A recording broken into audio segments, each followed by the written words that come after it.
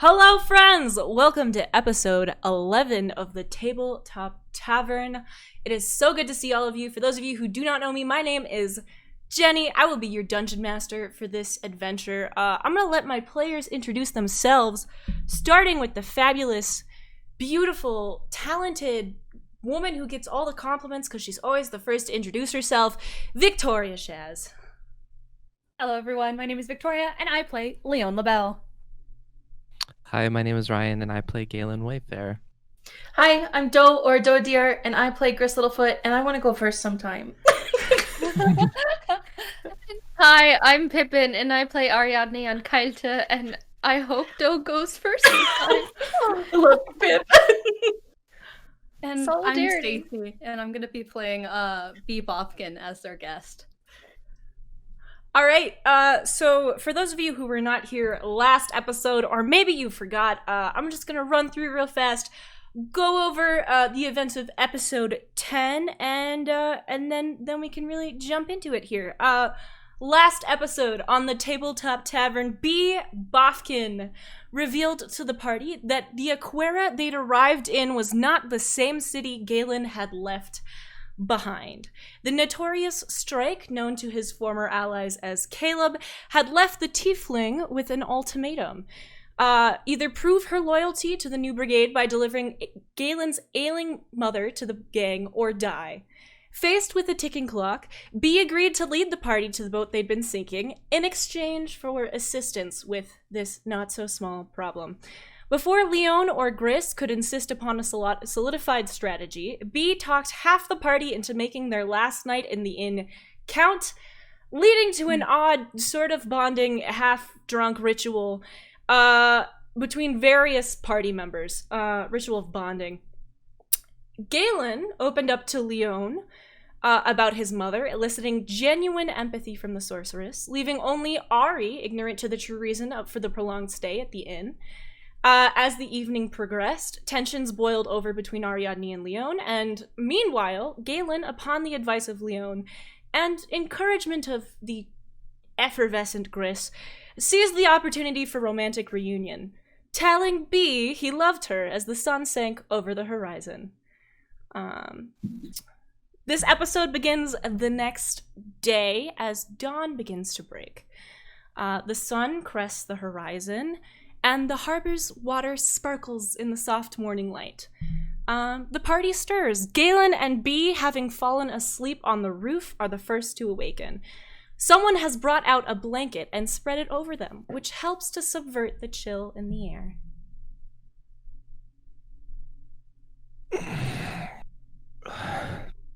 Oh, good morning, honeybee. Oh my god. Sorry. What a start. B looks to Galen and goes, Good morning, Torrent. How'd you sleep? Better that you're here. Would you like to partake in your usual, tradition? You know what I mean, sun drop? I quit. I haven't used it in a couple weeks now. B is completely startled by all of this news, but actually she's really relieved, and B kind of looks to Galen a little bit and kind of shifts away, just to make sure she's making good eye contact, and she says, "You stopped?" She says with a smile. Galen kind of like pushes his hair back a little bit and is just like, not by, well, kind of by choice, but yes. I'm so proud of you, Galen. You really stopped? Yeah. It's a weird story, but yeah, I'm okay. I don't even know where I can get any now, so it's fine. Like, it's been rough, but it's yeah, I haven't used any in quite a while now. Bee kind of doesn't have much to say to this as she looks to the sunrise, and she actually says, well, I'm glad you can actually be here then with me for this sunrise and see it through my eyes. Galen kind of just like looks over, like looks past B's shoulder at the sunset, and then looks back in her eyes and goes like, "Me too," and kind of smirks. Bee just nuzzles up a little bit to Galen.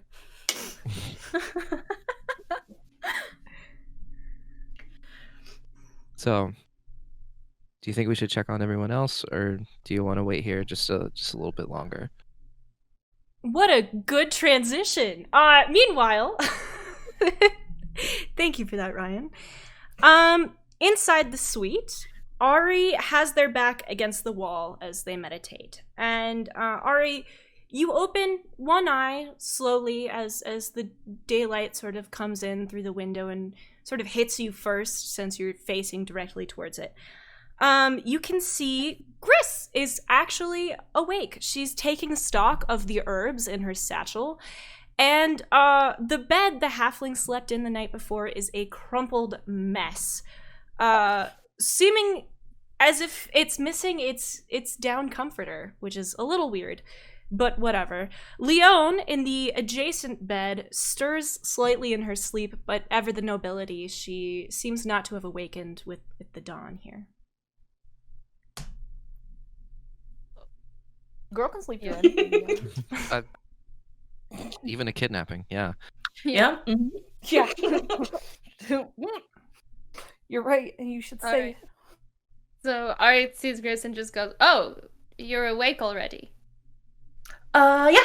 I had to take the lovebirds some blinkies, and also I. Oh, are they still up there? Oh, they're still up there, but also I wanted to make sure we had enough herbs for. That can't be very comfortable. With all the talking, Leon kind of like stirs and goes, "Why are you talking? It's so early." Leon, good morning. The sun is up. Hi. Her eyes are still closed, and she's got her head on the pillow, and she's like, "Why are we talking?" It's morning, because it's morning. But it's early. Yeah, but we have to take care of something very important. Yeah, weren't you? Leon opens her eyes and is like, "Right," and sits straight up and is like, "Oh my god." And she kind of looks around and is like, "Did they show up at all? Did they?" Oh, they're still out there. I was gonna say, did they all night? I took them blankets. All night? That's what I said. It Did they not doesn't notice seem you very taking them comfortable. blankets? It's a roof, Ari. You are correct. It's not even remotely comfortable. They had an option for a bed. Reminder that they're not nobility, and also. Well, I don't mind it. We would have had to share even more, and I don't know which bed I'd rather be sleeping, but I know which bed I'd rather Galen didn't sleep in. Good point. That's it. You know, you've got a good point, Ari. Perhaps that's the best place for them. Should we go get them? Mm-hmm. We should go get them. You know what? If you would like to, Gris. Yeah. Gris is like. We have quite a few things to do this morning, and Leon like scratches the back of her neck like, oh. Yeah, So down that guy. at a realization, I turn to Gris and I go, "How did you get up there? Why did you not wake me up? You could have fallen, Gris." Gris kind of chuckles, and she's like, I just kind of like, I just nimbly kind of get out there, come into blanket. It's a full drop for someone your size. But they were cold, Ari. And Were they though? I mean, he's a fish outside in the evening. Just throwing it out there. Probably cold. Out of water. He made a choice. Like, a decision was made, and they made that decision. Isn't he always calling B Hellspawn? Wouldn't he keep him warm? I don't think that's a temperature thing. Isn't it? I mean, Leon shrugs like, I don't know. Gris like kind of I got Cool. educated in history. Gris climbs down from the bed and walks over towards the window, where the window is kind of like partially shut, partially open. She didn't want it to lock.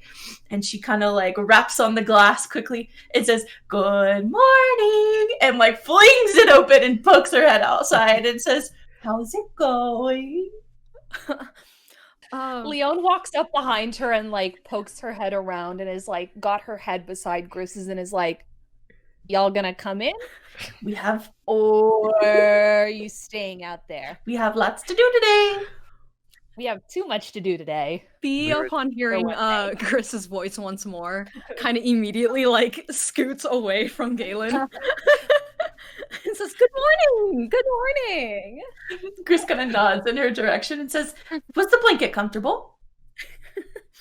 I approach both of them at the sight of Gris still going like that, presumably out the window, to kind of eavesdrop and also go, "How are you feeling?" Good question. Can I have both of you roll a d20? Oh, how hungover are y'all? A 2. B, you feel like no. you feel like crap. A 5. You also Oh, feel like God! crap. Crap. Oh my god! Both of you feel terrible.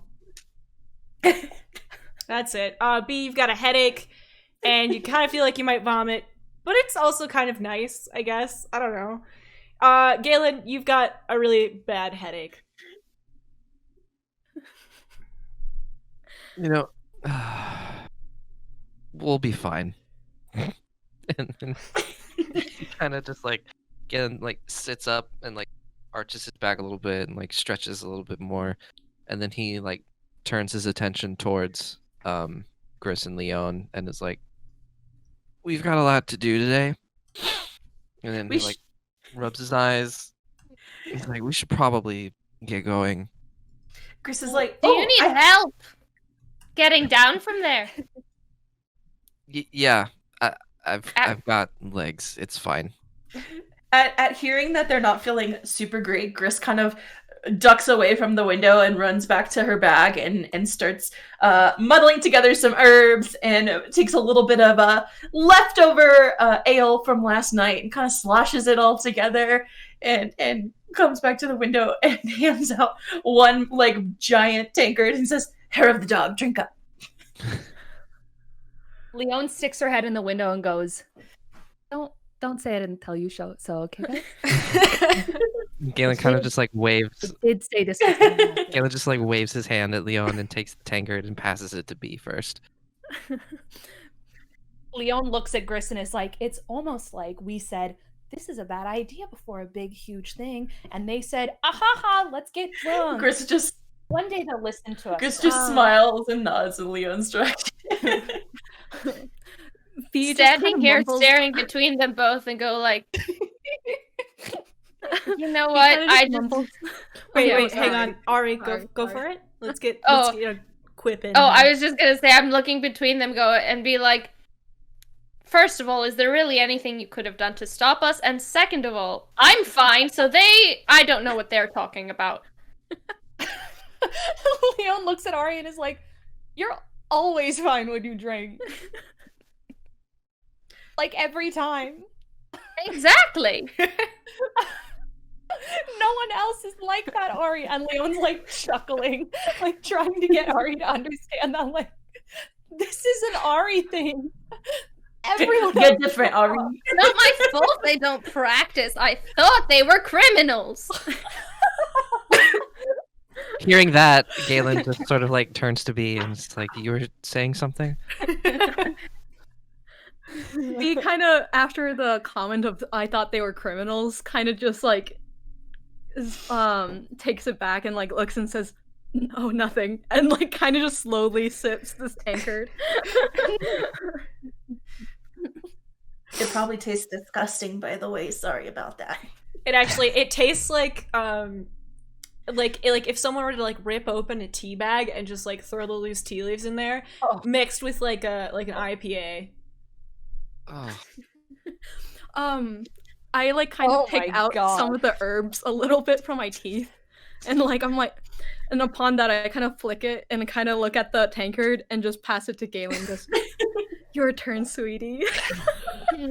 Gris just watches like proudly, like. Leon is Galen trying so reluctantly hard to takes hold it. in laughter. Did I Trying did I real hard right now. yeah, did I get to see that B do that? I'm not quite clear on the angles here, that's why.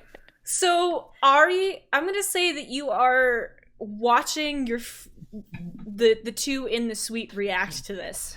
Okay. Yeah. All right. Then I can do nothing. Never mind.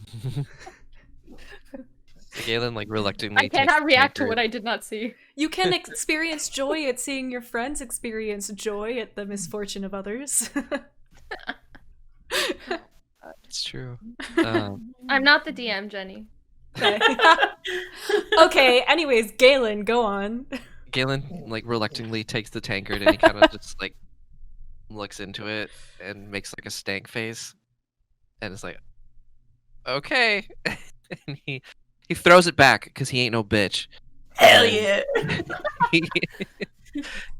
it's kind of like a mistake because he's like, oh no, just completely grossed out, and it's like trying to like put on a brave face for Gris. It's like, it's great. Yep. B also kind of goes with this, goes, and like she hasn't quite exactly swallowed. Gris just kind of nods, and then her like face changes, and she's like, "I know it tastes awful. You don't have to pretend. Just drink it." Hearing that, Galen like like drops his shoulders in relief, and is just like, okay. Gris Swallows just it. kind of chuckles to herself and walks further back into the room, presumably to continue her herb counting and inventory. Leon, do you follow Gris? Leon at the window says, you both probably should come in though. We've got a lot to plan and a lot to figure out, and however nice? No, I can't even say that. However much you two must enjoy the roof, you're gonna need to come inside. There's furniture to sit on and discuss things. So I'm gonna go. And you should also. From the back, Gris Okay. goes, "And breakfast!" Turns around. Yeah.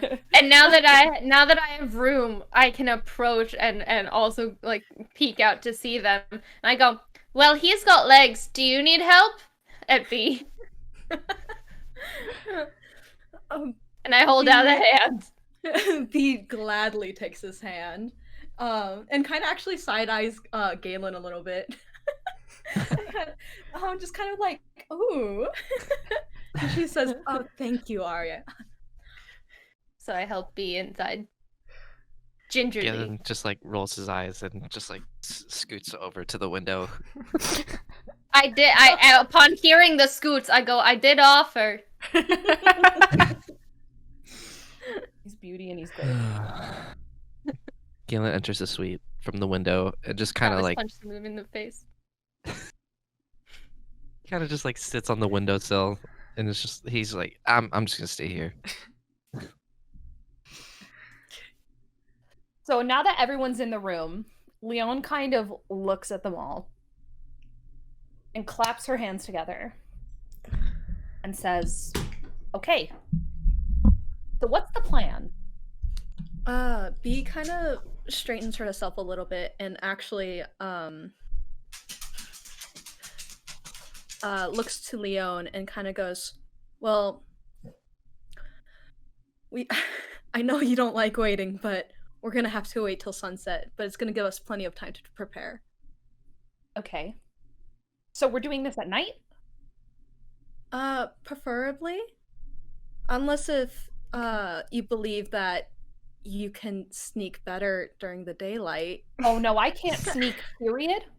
Oh, So, she can't sneak at all. yeah. I can That sneak in a would lot be of a bad idea on many levels. So whatever you think will make sneaking slightly easier for one who can't sneak, then that's what we should do. What color outfit is Leon wearing today, by the way? Well, Leon can change into all black if that's necessary. Oh, I was just gonna make a Because comment. Leon really only wears red and black. Yeah. Yeah, Leon really only wears red and black with like the occasional cream or taupe. But it's mostly just red and black. So she probably, like, knowing from the conversation yesterday that there was sneaking involved, she's gonna put on like her regular like black thigh highs and then a pair of black pants, a black shirt, and a black corset. Perfect. Will be like her move. Fair. B kind of looks at everyone and just kind of goes, "How prepared do you all feel?" Completely unprepared, actually. I think we'll be fine. Leon looks at B and is like, about as prepared as we're going to be. Chris's eyes just widen. We've all rested. Leon kind of looks at Galen and is like, most of us are feeling all right. What do you mean most? I'd say all of us are feeling all right. Galen, please. And Leon just kind of shakes her head and is like, please. And chuckles a little, and she looks back at me and she says, we're about as ready as we're going to be, I would say. B kind of... He can stand. He's ready. We faced worse with less. Has he stood yet? No, he's like chilling on the windowsill, like his. No, I said if he can. Oh, okay, hanging. okay. Okay. He's got his arms. No, behind because him I'm like thinking with the stoking we had neither Galen nor B, so I'm like, we faced worse with less. He truly was out. B kind of cackles at that a little bit, and she looks over to Galen and she kind of goes, she kind of says to the rest of the group, but while looking at Galen, and kind of says, "Oh, that's good if you feel prepared, because we don't want to leave any loose ends." And she kind of like seductively a little bit like shimmies a little closer to Galen and says in Thieves Can't, and she's kind of like says,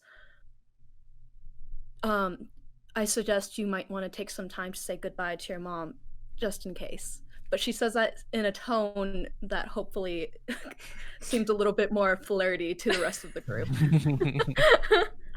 Leon's just like looking between them.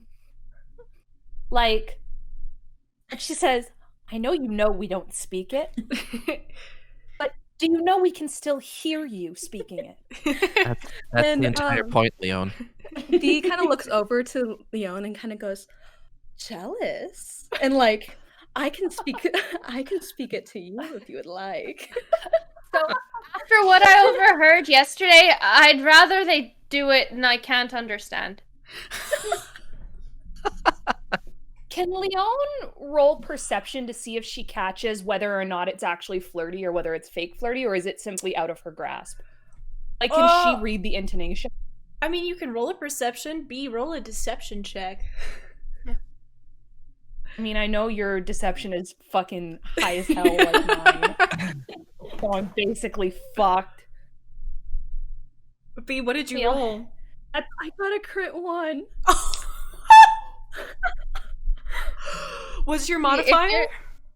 Plus 10? Oh no. Like, crit 1's a crit 1. Crit's one's a crit one.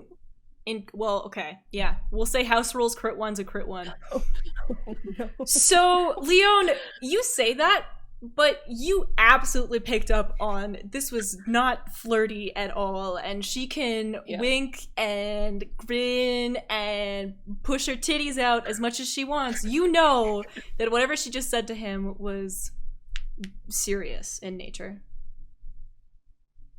Leon kind of squints her eyes at B's reaction and is like, yeah, I bet. And just kind of lets it be. Just happy that she knows. This is just Leon. Knowledge is power.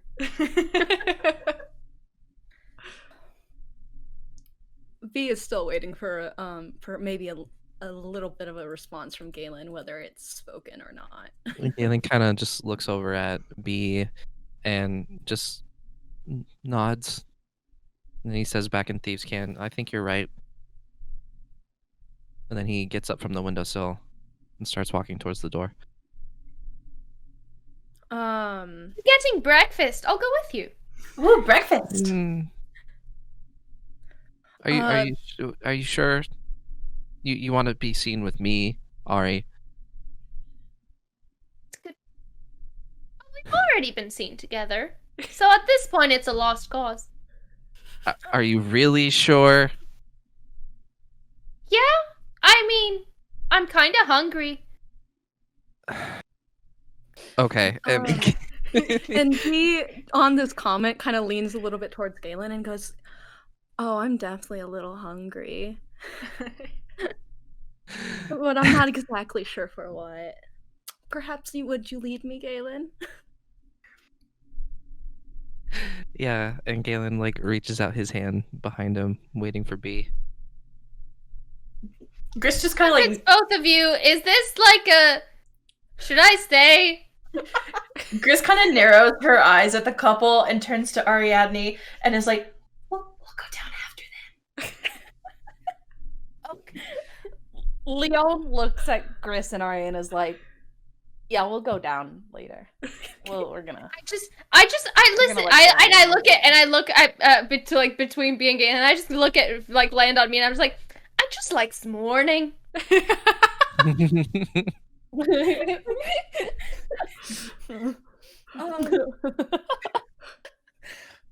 Bee kind of just looks at the group and kind of goes, "I'll miss you. I'll see you soon." And she kind of like winks at them as she grabs Galen's hand.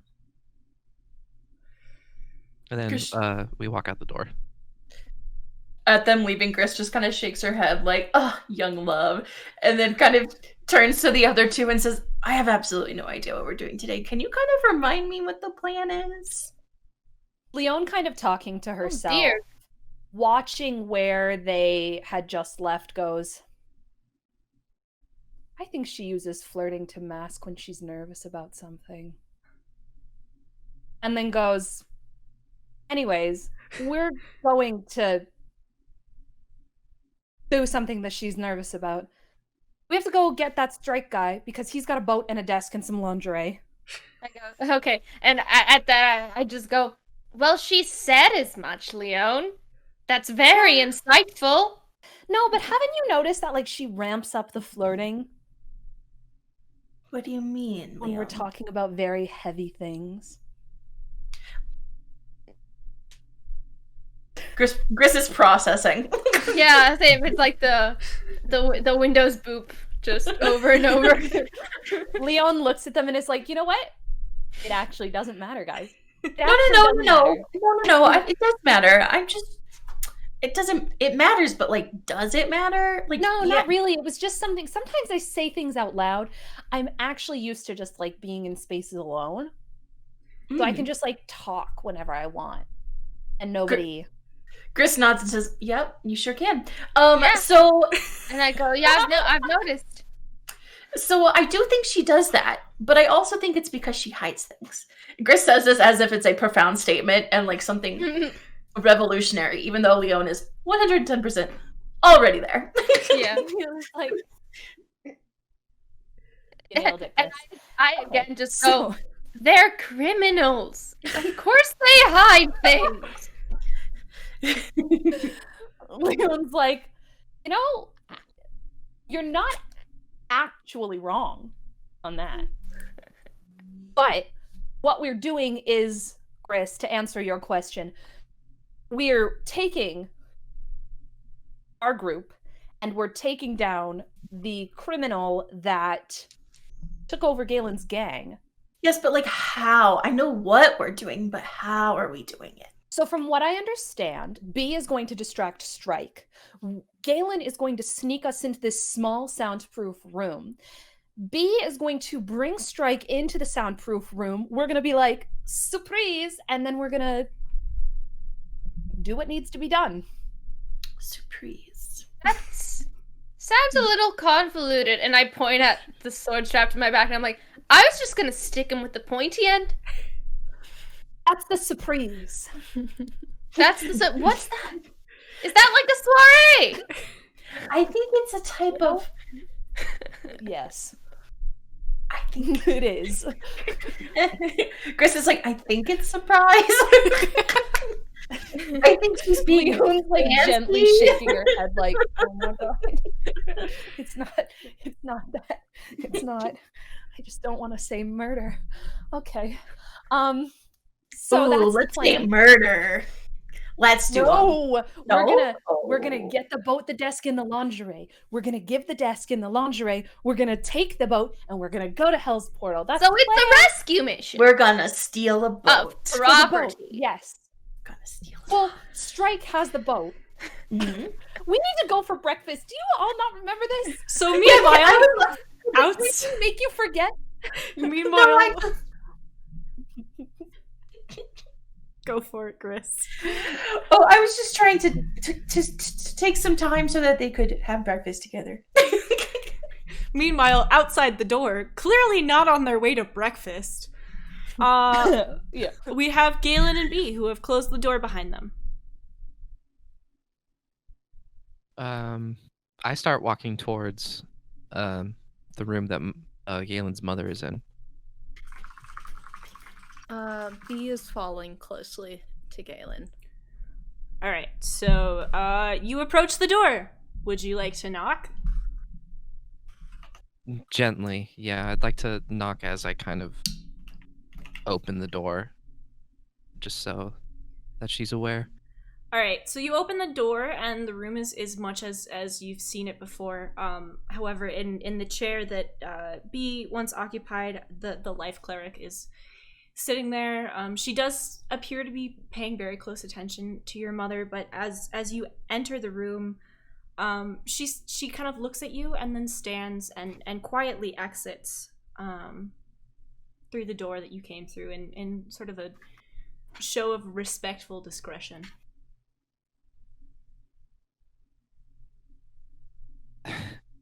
Galen like turns to B and goes, have they been there this whole time?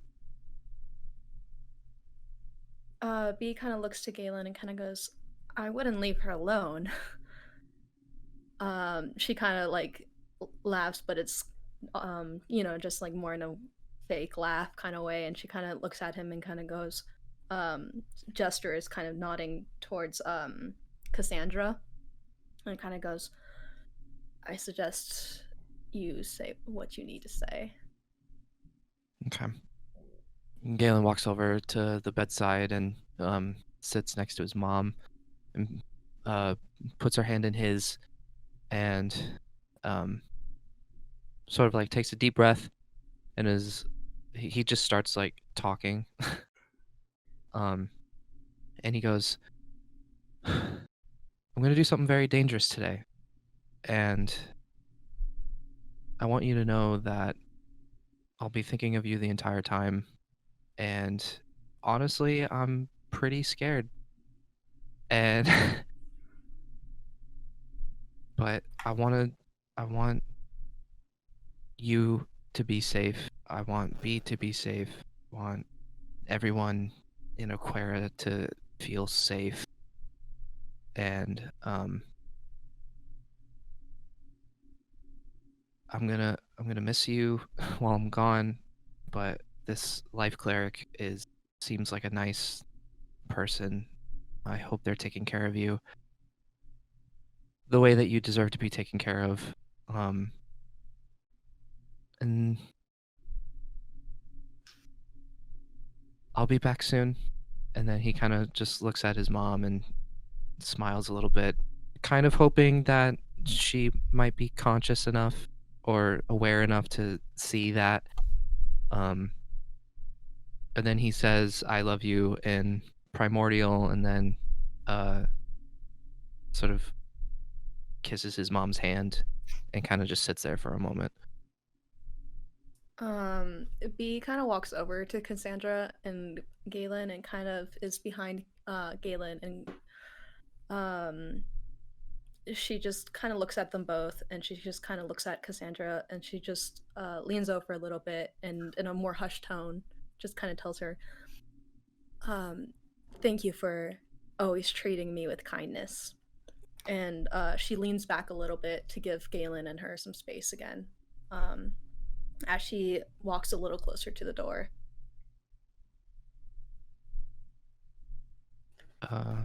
Galen he sort of realizing that it's time to get down to business. As much as he doesn't want to leave his mom, he gets up, and sort of just like readjusts the blankets, to make sure that his mom's comfortable. Brushes her hair out of her face or anything like that, and sort of like kind of like just gently caresses his mom's forehead in a loving way, and then turns around and walks towards the door with B. And she kind of looks to Galen and kind of goes, "You ready?" Yeah. So, oh, go ahead. Sorry. Go ahead. She kind of just nods to that. And before anything else could happen, can B just make sure the only thing she wants to make sure still is in the room is the little portrait next to Cassandra's side before whatever events occur next. It's right there. Okay, so you sort of walk out the door, and as you do so, you pass the life cleric, who sort of looks at you sort of questioningly.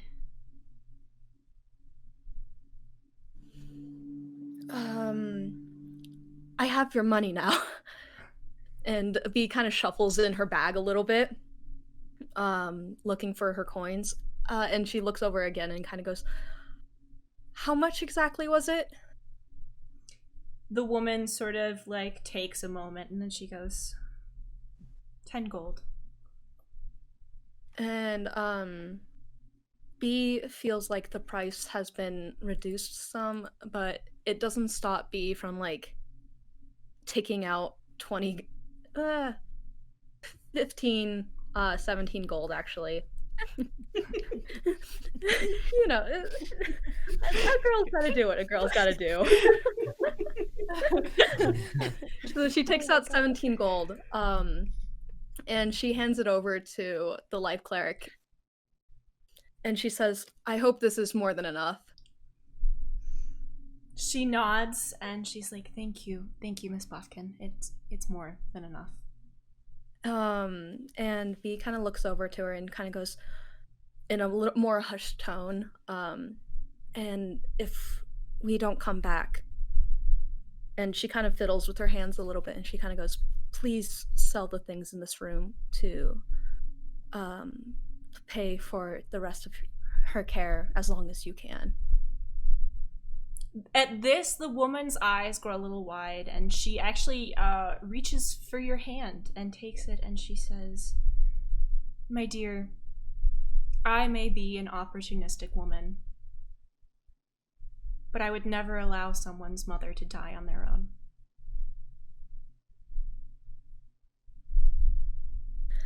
And B kind of pauses a little. She doesn't really know how to take this in, and she kind of looks over to Galen and back to the life cleric, and she kind of goes, in a choked voice, she's like, "Thank you." And she looks over to Galen, and she kind of like nudges over to be like, "You gotta say thank you too." Galen's sort of flustered and realizing like, oh my god, they just said that. And kind of just looks at the life cleric and almost tearing up and just goes, "Thank you." She nods, and she actually takes the hand that was holding B's hand and reaches for Galen's, kind of hesitantly, and says, "Caring for your mother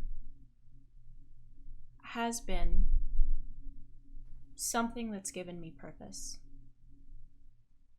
You do look so much like her." And with that, she lets go of your hand and walks back towards the room. Before she's able to enter the room, Galen turns around and says, "You mentioned earlier that you thought you recognized me. And I wanted to say that if I've wronged you in the past or wronged somebody close to you, that I am sorry."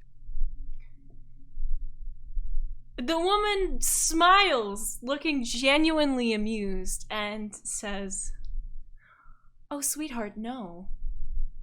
You're the reason I can afford new robes, after all." And sort of continues back into the room and closes the door behind her.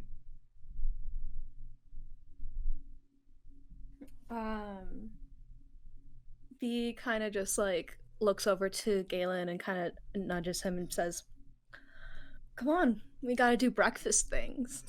Which brings us to the rest of the party. Are you still in the room? Have you tried to head downstairs and found your friends missing? I definitely think that's the case. Yeah. I feel like Gris, Ari, and Leon were all very eager to eat. So I would say that at the very least, Leon has gone down there. I mean, Ari- we probably wouldn't have let Leon go by herself. Okay, so all three of you went? Yeah. And upon finding them not there, I presume I just go like I said, I just told them I wanted a warning. Leon looks at Ari and goes like, at this point, I think they probably just have the whole first floor worth of rooms, and they're just like jumping between them just to fuck with us. That seems like something. Yeah, that seems accurate. Gris just laughs and says, "Sometimes you gotta just mind your own business. Shall we get some breakfast?" Well, I agree. First of all, yes, we should. Let's go. Second of all, I agree. If only they would stop making their business my business by doing it in the hallway.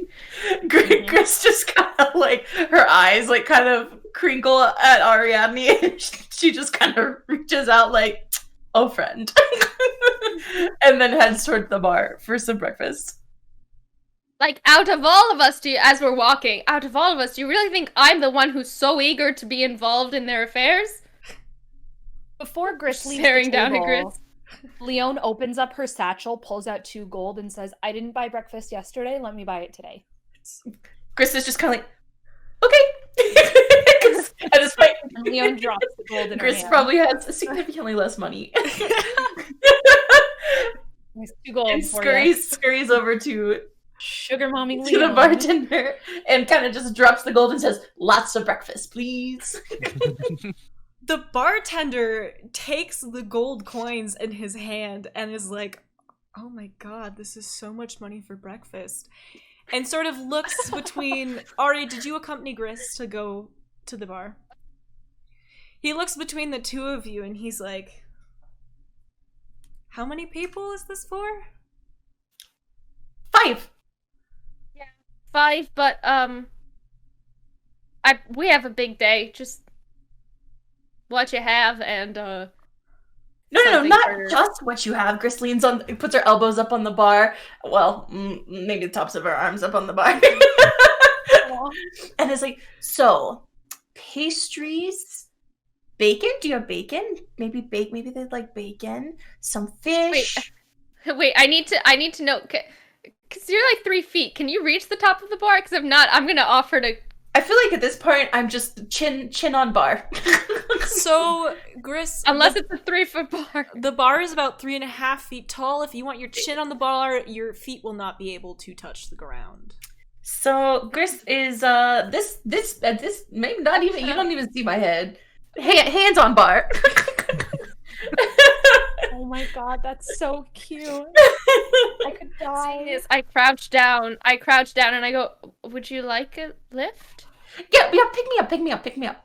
Oh, okay. And I just like turn so that she can climb up on my shoulders. Gris crawls up onto Ariadne's shoulders. And I stand back up and I just go like, continue. Gris is I kind of just want you all to know for context, Leon is sitting at the table that they've been sitting at for the past 2 days just watching this. Like, I should have just gone. Gris Oh is my like God. excited to be tall and like at this point is so comfy being picked up, carried, whatever by Ariadne. This has become kind of a regular thing. So she just continues. So yes, if you have bacon, anything special today, anything exciting, maybe some juice. No ale, no alcohol. The bartender is staring at the gold, and he's like, well.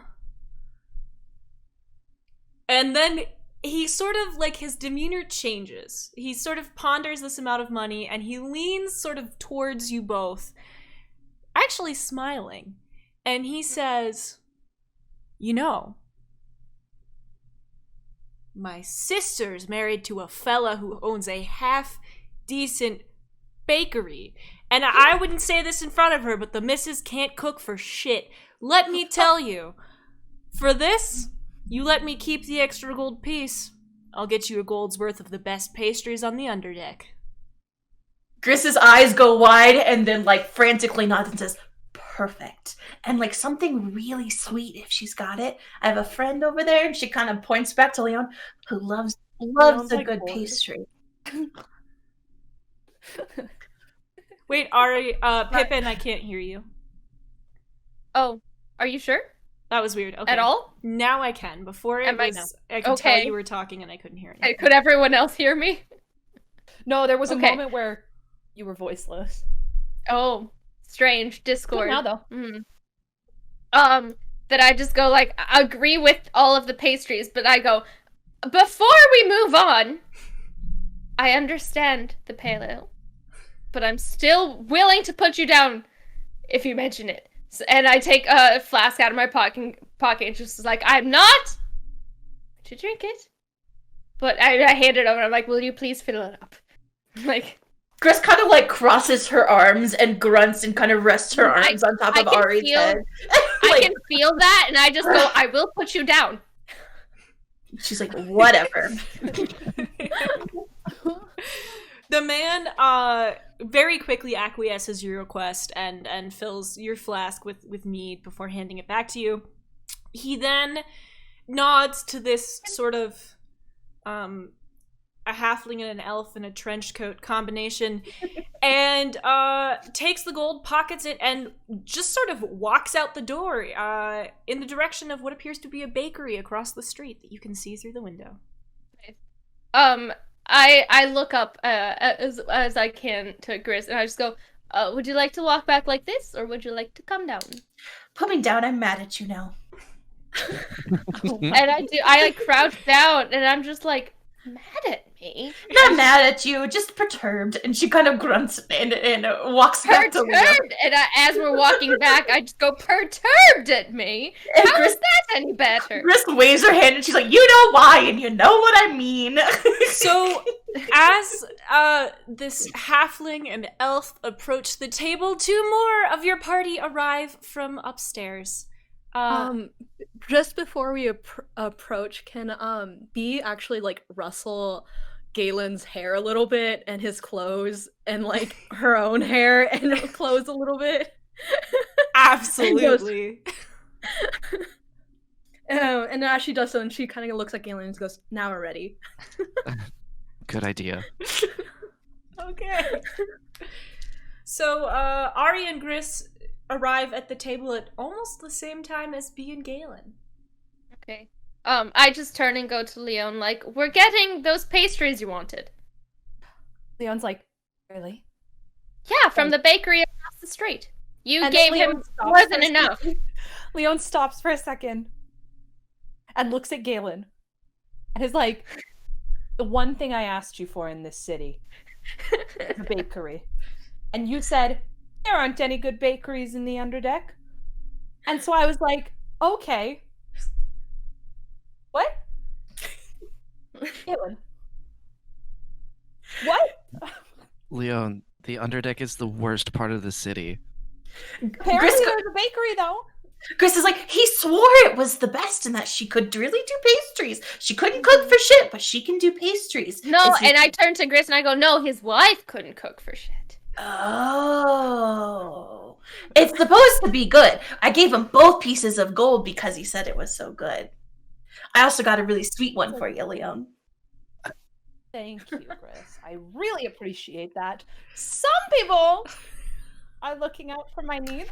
And she looks at Galen. She's like, I asked for one thing, Galen. And then she waves a hand and she's like, I'm not actually mad. It's fine. I'm getting my pastries and that's what really matters. And then she just kind of sits and is like, all right, I'm ready for food. Gail is just like flabbergasted at this and is just like looking around at Ari, Chris, and Leon. I also am confused for a second because I go, literally when we landed, I'm glad to hear it's fine because when we landed, I did ask you if you wanted to find a pastry, and you said you didn't want to find a bakery, so we left it. Oh no, you get credit for that, Ari. Okay. Galen's the one who knows this place, though. Just saying. No, and I stopped listening at the you get credit for that. I just like turned back to me and Galen. Listen, Leon. Okay. He kind of does like his. Leon puts her hand up. It's like, Galen, I'm not serious. It's fine. It's actually fine. Okay, but don't be mad when. I'm joking. Okay, but just don't be upset when it doesn't live up to your standards and lives up to the poor innkeeper's standards. Chris kind Leon of pouts. Waving her hand. She's like, nothing's gonna live up to my standards. It's fine. Chris kind of pouts and turns to Galen and is like, he said it was very good. Yeah, and Galen sort of like crouches down and puts his hands on his knees and goes, listen, okay, this isn't the best part of the town. I know that. Everybody around here knows that. Everybody has different tastes, but I promise you it's not this life-changing pastry that he says it's going to be. Gris just kind of like humps and like is like, fine, I guess we'll find out, and then goes and sits next to Leon at the table just waiting for the pastries to arrive. And Galen stands up and like glances over at B and just kind of mouths the words, do you see what I have to deal with? Can I roll perception to see if I see that? Yeah. Actually, B, while you guys do that, B kind of just like doesn't make eye contact with Galen and kind of goes, well, you don't exactly have the best taste in food. Galen wants to be sweet, but hearing that, he kind of just like turns on his heels and walks over to the table. That was 16 plus 1, 17. You plus 5, 7, so I did that. Leon, you clocked that. Ari, you did pick up on the response from B, though, because she didn't make any effort to conceal it. Oh, cool. Just goes, really, Galen? Mm-hmm. Really? And B kind of looks to Leon I and kind of just goes, pipe up and I go, I don't know. I mean, Galen recommended the blackstrap, and I was fine with that. See, Ari knows what they're talking about. B looks to Leon and kind of goes, have you seen this man eat anything but fish? Leon looks at B and goes, I think he ate Travis's chicken at one point, but other than that, no. And honestly, concerning. Big concern for me. Like, I'm used to very high quality food, and I know Gris loves food. But Galen? I have no comment, B. I have no comment. And B kind of just like nods slowly and kind of goes, so you know. So you know. Leon looks at B and just like nods solemnly and is like, I get it. As the conversation reaches a brief lull, the innkeeper bartender returns through the front door, his arms laden in just a bunch of different pastries, which he sort of unceremoniously, but not for lack of trying, dumps onto the table in front of you. It's a massive pile of just wildly assorted treats here. Chris's eyes go wide and she kind of turns to Leon and then looks back at him and says, thank you so much! And then immediately just grabs whatever's in front of her and starts chowing down. Leon would like to observe the pastries. What kinds of pastry do we have? Oh, you want a pastry description? This is my new specialty. Please. All right. So some of these you actually recognize as similar to, though definitely not the same as yesterday. There's some weird fish-shaped ones, a couple that do appear to be kind of dotted with kelp or something. You know, they're green. But there's a few other ones that, Leon, you actually recognize from your childhood. There's like beautiful, flaky, golden, sticky buns, and sweet rolls. There's sort of muffiny looking things just laden with multiple colors of berries. And just a sort of flaky bread pastry that looks very buttery and delicious. Leon is going to grab one of the muffins, one of the flaky buttery pastries, and one of the sweet rolls, and just kind of like put them in front of her and like gently starts picking at each of them. Gris mouthful Very nice. of pastry like turns to Leon and is like, "Good? Are they what you wanted?" This is the question. DM, is it up to A-list standards?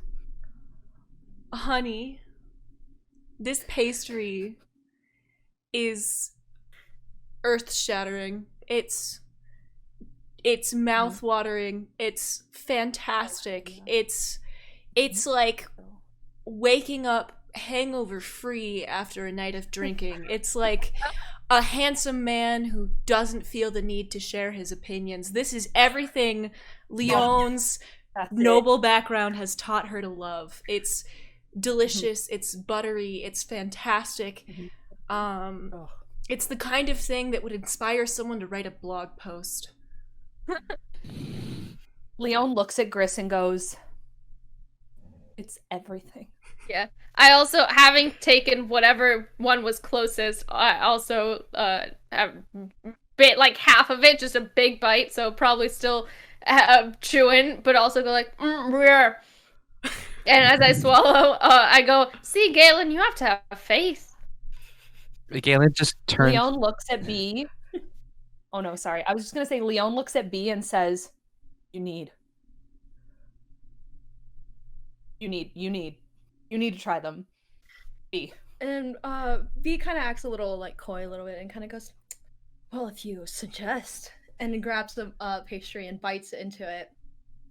And immediately she kind of pauses and just takes out her little notebook and just starts scribbling as fast as she can.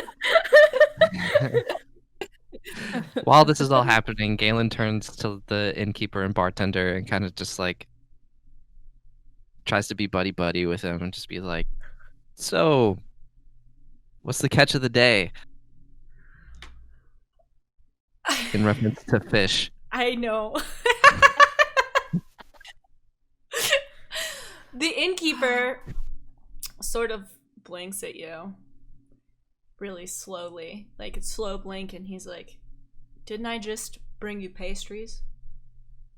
I wasn't here during any of that, but I can go get it myself. You want fish? Yes. The guy sort of Leon looks at Galen and is like, "What?" he sort of She's blinks. offended. He like holds up a finger and he leans over his shoulder and yells, "Marissa!"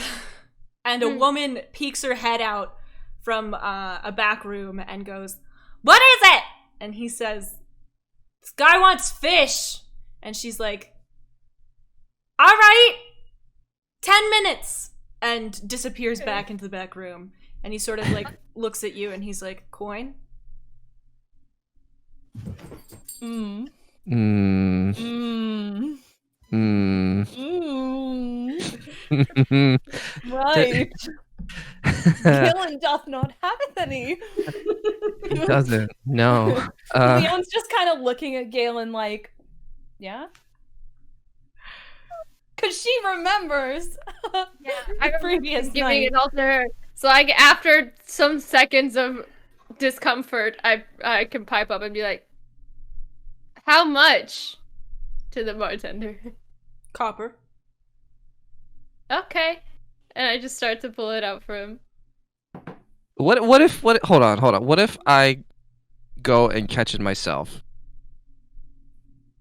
Galen, we've got way too much to do. And I'm just sitting here with the copper. No. Like, The I man have it. takes the copper from Ari, just like snatches it out of their hand, and he's like, 10 minutes. Okay. And sort of Alright. shakes his head disapprovingly at Galen Mhm. before walking then- away. Under my breath, I like to no one in particular. I just kind of mutter, "I still think the ethics of this are questionable." Leon goes, yeah, honestly, me too, Ari. And then she looks at Galen and gestures wildly to the pile of pastries on the table and says, nothing to your taste, huh? Galen looks over and grabs one of the Incredible pastries pastry. dotted with kelp, and the other one shaped like fish. Gris kind of has like buttery, like pastry laden fingers, and she's kind of like reaches over and grabs another one of the like flaky buttery ones and like shoves it at Galen and says, "This one's better. You gotta try it." You do. B kind of stops writing when she hears this and like immediately looks up and goes, "Oh, please don't waste it on him." Gris kind of like pulls her hand back part way and like looks at the pastry and looks at B and is like, "You really don't think he'll like it?" She's got a good point, Chris. Well, Gris I grunts will, and, like- and I take it from Gris's hand. And Gris just shrugs and is like, "Oh well." Leona's still like picking at each of the 3 like pastries that she took, like savoring every bite, like it's So been so long. the bartender reappears actually much quicker than 10 minutes, and he sort of looks at Galen for a minute and he's like, "I knew I recognized you," and slams down this plate of fish that is clearly just raw fish. And he's like,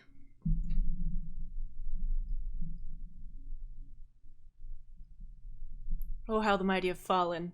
And then he walks away. I'm looking at the fish and I'm like, is it extra for it to be cooked? Leon looks at Ari and goes, I think he was making a point.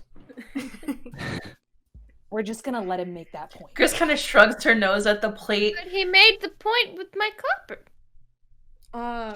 Leon pulls a gold out of her satchel and just like hands it to Ari, like slides it over the table to Ari and goes, okay, Just look at it and I'm like, that wasn't the point. I know, have it.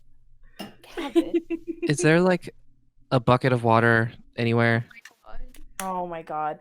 There's a pitcher of water on the table, actually, still there from last night when Gris tried to force everyone to drink water. How large is the pitcher? It's a pitcher. Is it big enough for me to fit my head in? No, but you could pour it on yourself. Okay, I'm gonna take the pitcher and pour at least a little bit over my head, just enough to have a reaction, and then I'm gonna grab 2 pieces of raw fish and chomp into them with my new fish fangs. Oh, Leon is watching, aghast, horrified. Okay, she's like, first of all, public space. Second of all, oh my god, he just dumped water on his head. Third of all, he's eating raw fish. Gris is Oh like, my "I God. thought that you having gills and stuff was like a secret." You all know. There are But what's easier ways to other? take a bath. B kind of just goes, "He didn't get the nickname Torrent for nothing." It's not. The gills aren't the problem. It's the public space. The raw fish. My Gris is kind of like God, Galen. disgusted and starts like pulling pastries like away from Galen and towards like her and Leon. Like, "Don't spoil the pastries with your nasty fish shit." A moment of tact. Just like 1 iota. Leon is like. Staring between Leona and Galen, and I just go, I mean, all these patrons saw him shirtless. Is this really that much worse? I don't want to talk about that, Ari. It's just. And I just take another pastry. I'm just like, you know what? I'm not fighting this again. Galen's having a blast. Of course he is. And on like a lot of this discussion, B kind of like puts down her little writing utensil and closes up her notebook and kind of looks out to the party and kind of goes, so, and she kind of takes a deep breath and kind of goes, I think we need a review on some plans. Yes, we do. Absolutely, B. 100%. Can you walk us through what this is going to look like? So, I was thinking we obviously go to the old lair and the old hangout. However, it's me that Strike wants and Strike knows about. So, I will leave Strike away. You guys, with Galen's with Torrent's knowledge about the layout, are gonna have to sneak in together. I know he can do it. And like she kind of like leans over to him. From what we've seen, I hope so. Yeah. And she kind of giggles at that statement and she kind of goes, after that's done, I'm hopefully going to lead him into that one room I was telling you guys about last night. And B kind of goes, and we have a performance. A surprise, I believe it was. Leon chuckles and is I'm like, sorry? A what? Like she's actually laughing so hard at Grace saying that. She's like, oh my god. He kind of looks at Galen like confused and was like, I don't know. And again, Galen, I'm like, as far as I know, I think that means it's when I point at the sword. Stick him with the pointy end. Leon goes, surprise, performance, murder. They're all synonymous with each other. Okay. and B kind of like nods with an acknowledgement and kind of goes, I see you're one quite familiar with the arts as well. The art. Oh my god. Oh, that stuns Leon as well. Leon's just like absolutely dying. Oh my god. I can't. Oh, can you please not let your out loud statements make us fugitives in another town? Hence the term surprise, Ari. And yet that's not what you mean when you combined them. Telling it out. But you didn't spell it out quietly. Sorry. So Leon looks back to B and goes, okay, and then we get your desk, your lingerie, and the boat. Oh, yes. After that, things should run quite smoothly. Oh, and like B kind of like sighs a little bit and kind of goes, oh, lingerie is probably going to be the best thing, but... And she kind of looks at Leon and kind of Leon's goes, like nodding approvingly, like, I get it. Good lingerie. Irreplaceable. So, who up until now have been completely with the plan as long as the performance is I stab him. Go. There are some steps, I think. Have you considered how we'll get out? On the boat. Boat, probably. The boat is big, I presume. So we go. You don't think it Boat might not be already on water? spotted? I don't think. Galen? Leon looks to Galen and is like, gestures her hand to Galen. Our resident Rogue. ship Boatist? driver. Boatist. it's a ship. B kind of shakes her head a little bit to Galen's comment and kind of goes, how we'll get out, Ari, is that we'll just walk out, because once Strike is out of the picture, it'll be Galen's gang once more. Didn't you say he bought all of these people with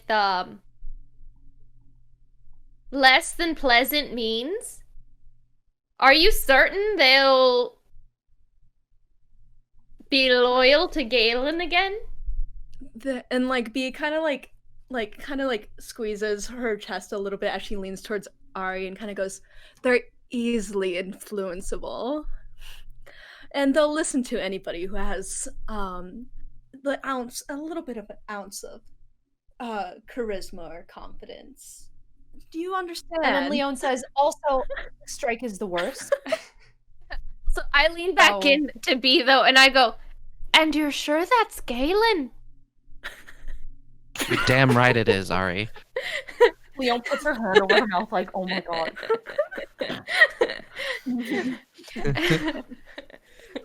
And to Galen, I just go like, "Well, forgive me for not believing it till I see it." And Galen kind of like jokingly, like sort of like lunges at Ari, like flashing his sharp teeth. It'll be fine. I think she said charisma, not intimidation, but okay. Intimidation is a charisma roll, but we're just gonna brush right over that one.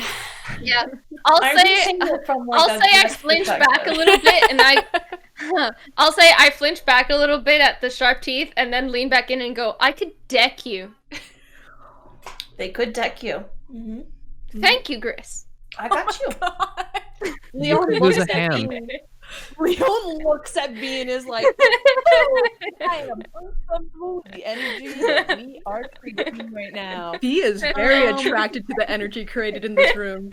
She would definitely love to see two people, very attractive people, fight. Yeah, and then I just lean back and I'm like, "Listen, so long as you have a plan, I'm good." So Leon says, "So when do we go?"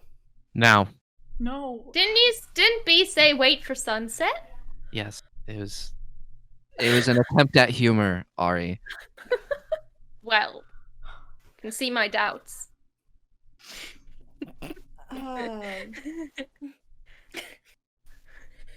Timing? Sunset is the best time. Is this and like B kind of looks at everybody's like apparel and kind of goes, "Your best performance wear." Chris looks Leon's down in at her. all black. Yes. Chris Yeah. looks at her bare feet and then kind of at her clothes, and she's like, "I think we still have soiree clothes." I look at Gris, look down and I look at Gris, and I go like, "Yeah, but those are shinier. I don't think those would work." Good Leon's point. like motioning like, not this way. Gris kind of like wiggles her toes, and she's like, "Although I do really like those foot wraps." You should put the foot wraps on, Chris. Leon is Are like, they- please wear a shoe. Are they too fancy? No. I just Gris kind of like shrugs and pulls the foot wraps out of her bag and begins putting them on right there at the table. shoes fine. And I just go, I'm not all that worried about being seen. I think I'm okay." Hearing B- that, Galen just sorry. like silent. And he like mutters under his breath, "That's the entire point, is to not be seen." Do I hear that? Yeah. Yeah, you okay. do. Then so I turn and go, "That's why I made the statement, Galen."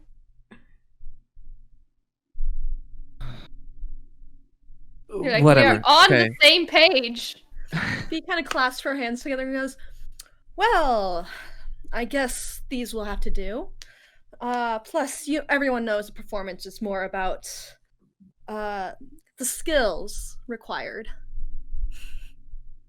and the And damage. she she kind of looks to everyone and kind of goes, "What kind of skills does everyone have to bring?" So again, I point at the sword at my back and I list up my fist. Is there still a candle on the table? Yeah. Leon kind of casts prestidigitation and lights the candle and says, "That, but a lot of it." Can Not in B- the small room, Leon. We went over this. I won't cast anything too dangerous. Sorry, B, But go there will on. be fire. Oh, sorry. Can B cast Thermotry cantrip on that little fire and make it pink? And kind of look at Leon and kind of goes, "Oh, I'd love to see it." Leon's like, oh my god. Can you do that? Like, while we're fighting him? And V just kind of like winks a little bit to Leon and kind of looks over to Galen and kind of goes, "You know, your friends are really growing on me." And like Between them makes both one and of go us. like, is the color of the fire all that important? Leon looks to Ari and flicks her hair and goes, style is everything. Gris is kind of sitting there just watching everything, and she's like, "Would you like to know what I do?" Oh, yes. Gris obviously like kind of holds up her satchel and says, "Herbs, and also, I can maybe turn into something." But I don't know. I just learned about it last night.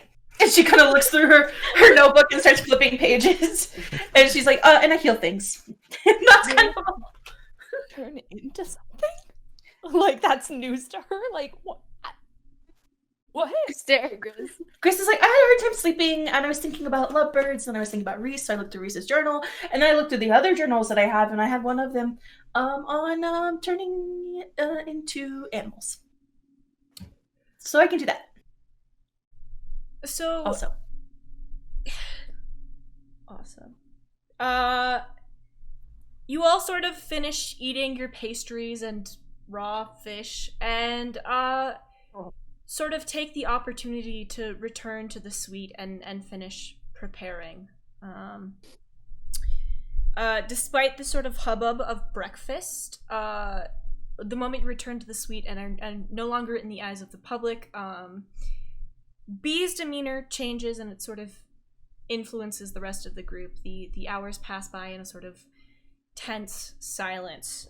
When you do speak, you speak in hushed tones, and there's this odd sort of sensation of finality that definitely wasn't there when everyone was covered in butter and raw fish.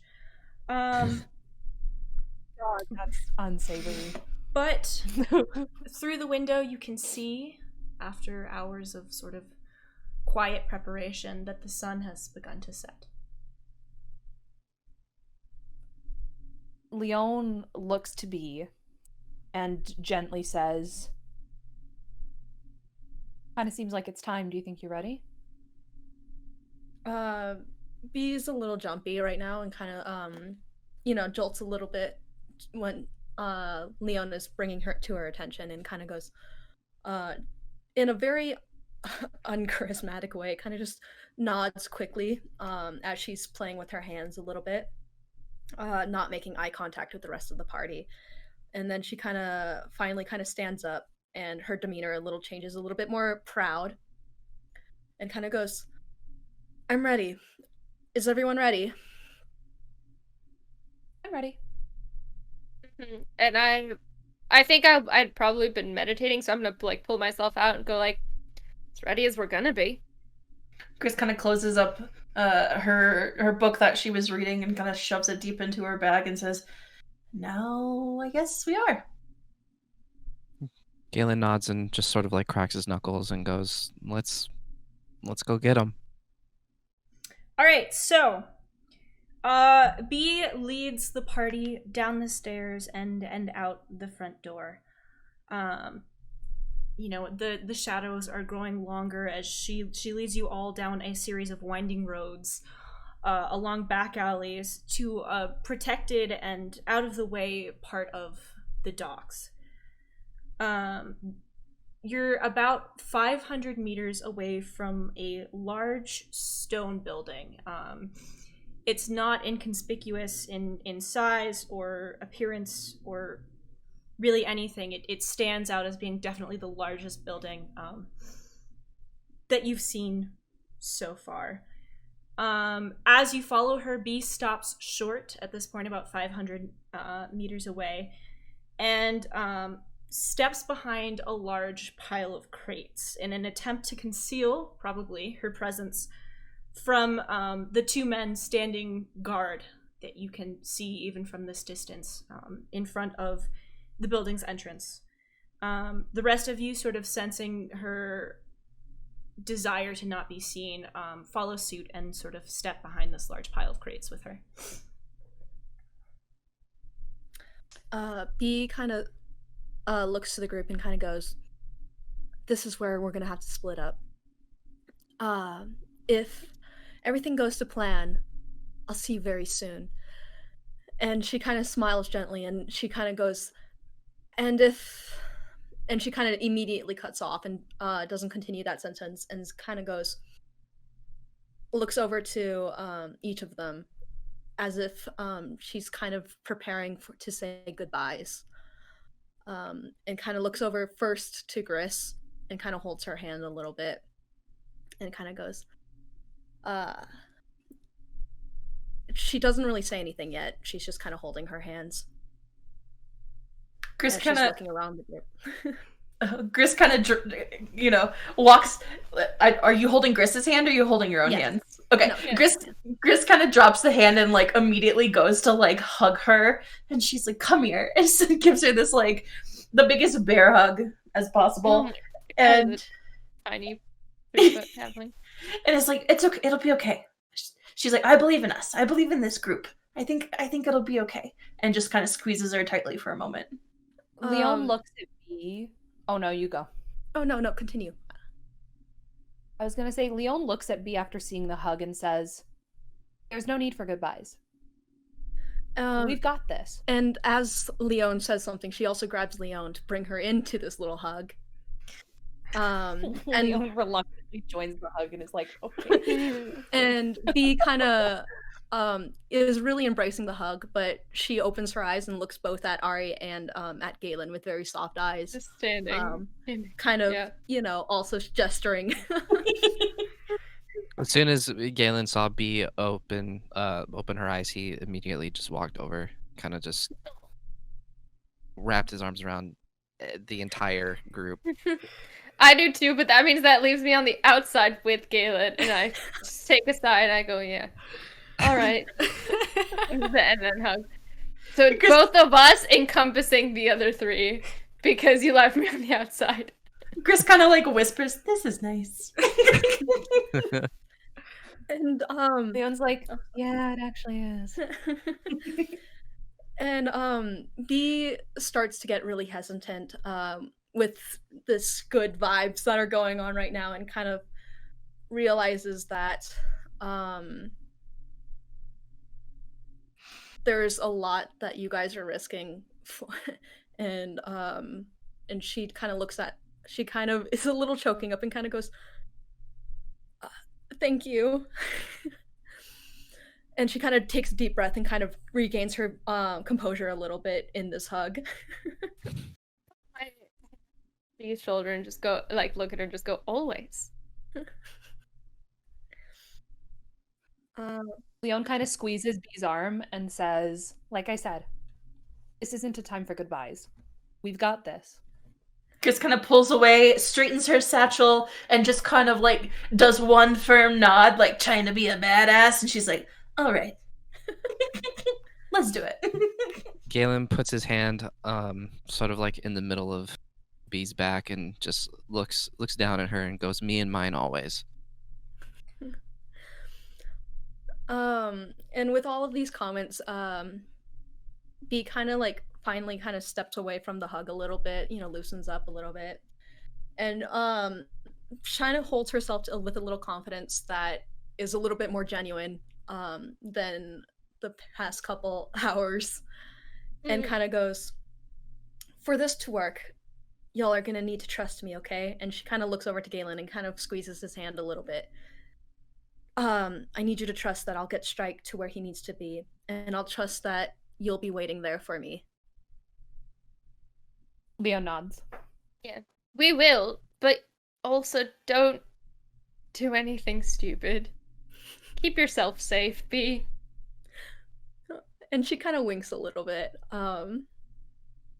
As Leon- sorry. Oh no, you go. You finish. Oh no, as she kind of just looks towards the door front of the entrance a little bit, peeking from the crates. Leon pauses for a moment and says, "Should I keep in contact with you via message? I mean, you Or can will that try. be too distracting to you?" I was gonna say, do I not? This is the thing. Do I not know the space? Like, I don't know the space. You don't know So the this will be space. totally up to you, Jenny. Right? So I feel like I You can't keep. You have no ability to use message here. Too big. okay. Then forget I said what I And V kind of, one little last flirt kind of goes over to Leon and kind of goes, "Oh, I would have loved if you could have, though."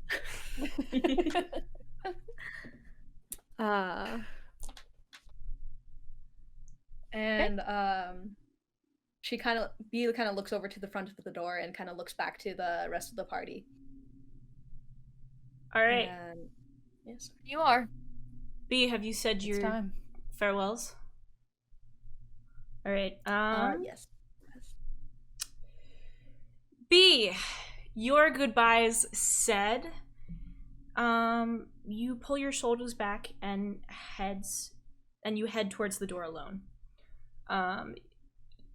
The party sort of watches, and you can tell that her sincerity from just moments ago is now masked by the sort of false sensual confidence that Leon and Gris and Ari observed earlier. You can see her say something to the guards, but you can't tell what. And whatever she says causes one of them to sort of take her arm, not unforcefully, and lead her inside, leaving just one guard by the door and the rest of you sort of 500 meters away. I hope she's okay. Leon looks to Galen and says, "All right, you need to lead the way to take us to where we need to be. Because the last thing I want is for B to get into that room with Strike and..." I just hope she Don't doesn't have us throw a high there. heel at anybody. Gris kind of like cocks an eyebrow at this and then is like, "Do we have to walk past the guard?" Maybe. I mean, you should we roll could a kill perception him. check. Oh. Okay, maybe not. Yeah, let's roll the perception check. Let's check out the guard, see what he up to, see what's happening out here. I will also roll perception. I kind of Yeah. assumed Galen would know where we were going. Galen, you can roll a perception check with advantage since you know where they're going. Okay. But I everyone got should 12 probably plus roll 5, 17. Nice. Yeah, I got 11 plus 1, 12. I got 14. 17 plus 4. Okay, so we're going to start with who got the lowest number? That was Leon. Yeah.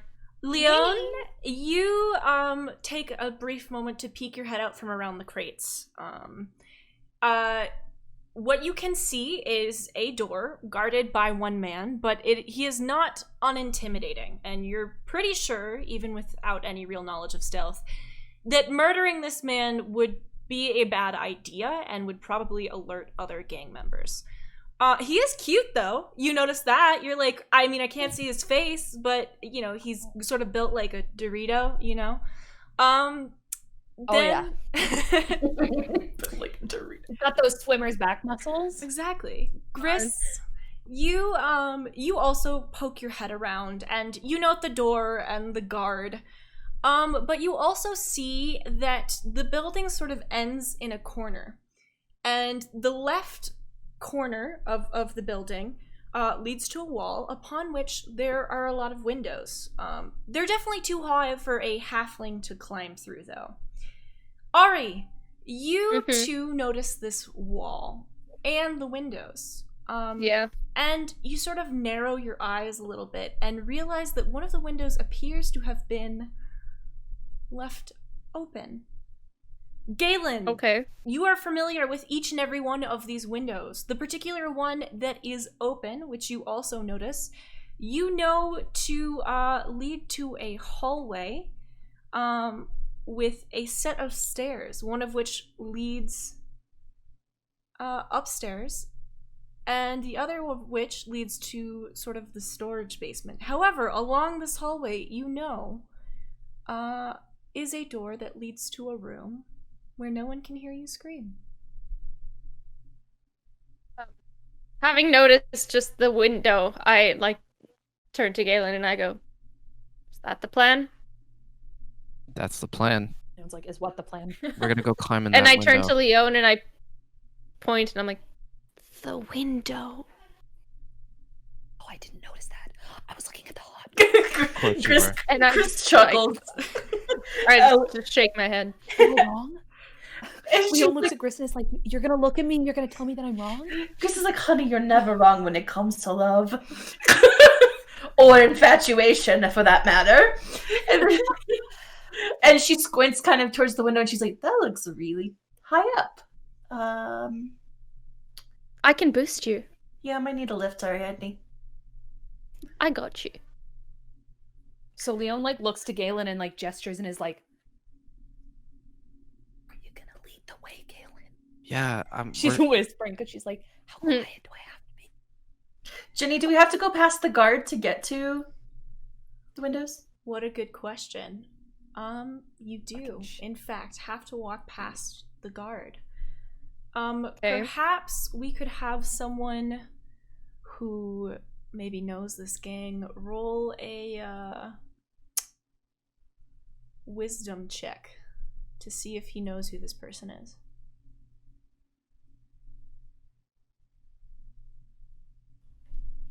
Nine plus 1, 10. You know what? I'm gonna give that one to you. You do, in fact, know this guy. You can't really remember his name. He was always kind of a dick, frankly. Galen, you wouldn't mince words. This guy's kind of a dick. However, you do remember that he has certain affinities. He was always enchanted by beautiful women, and in fact, one time even sort of embezzled the gang and took some money so that he could visit the very best brothel in all of Aquera. Oh my god. Okay, Any ideas? Leon. Leon looks at Galen and is like, yes, Galen? I need you front and center for this one, okay? Chris is like, What ooh, are you saying? flirting? What are you? And she looks at Galen and is like, are you using me as bait? I'll be right behind you. It's fine, but Oh my god. I lower, in hushed tones, I go, I don't think it's bait. I think it's what you do. Chris is like, it's using your womanly powers. It's your, and I do a little juju. Kind of yeah, and I put on Leon airs, and I'm like the thing and the hair and the. And Leon Chris is like, flips her hair and looks at Galen and is like, okay, so do we want seductress? Do we want wilting flower? Do we want lost damsel? What are we looking for? prostitute. No. Yeah. Chris kind of glares at Galen and then is like, seductress, Leon. I was gonna say, so Seductress. seductress? Sure, but listen, this guy, I don't remember his name, but if he's been at this post and he is who I think he is, he's definitely very, very, very, very, very easily manipulated by pretty women. So much so that he stole money from us to go be with pretty women. So what are we thinking? Okay, here's what I'm thinking. I convince him, I don't know, that I have a room down the road or something. What are we wanting me to do here? I need you to just get him away from where he's standing. Yeah. Right, but he's big and I don't think we want to fight him. I'm thinking, what if I convince him to to leave, yes. Chris is like, just to go? We're all on the same page, Leon. You're only wasting Bee's time. no, but she's got a fair point. How are you gonna ditch him if you convince him you've got a room? Look, tell him. Here's what we'll do. Tell him that you have a room at the inn down the, where we were staying. Tell him that it's Yes. the nicest room there. know what it means, and tell him you'll meet him there in 10 minutes, give or take. And then come up with a satirist, like, excuse about how you need to be ready or whatever. Okay. Leon nods and goes, I can do that. Everyone, And so is everyone ready? Yeah. Mm-hmm. Okay. This isn't our I mean, Our we're just play. laughing, yeah. Right, but Leon straightens her back and she steps out into the roadway. And she kind of starts like humming to herself as she walks down the road. And she's like walking and like swaying her hips, and she's like, as she walks towards him. She's not trying to be quiet. He notices you immediately and just wolf whistles, which I would do, but unfortunately I cannot whistle. Leon puts her hand to her chest and goes, hello? Well, hello there. Who are you? Hi. What's a pretty What's your lady name? like yourself doing in these parts? And said, I'm just trying to enjoy all areas of Aquara. Well, it's not particularly safe for a lady like you in a place like this. Leon kind of pouts. Goes, do you think I can't protect myself? Maybe you can protect me.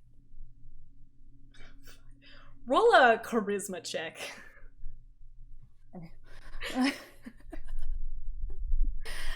Do we want performance, persuasion? What are we looking for? This is gonna be persuasion. Okay.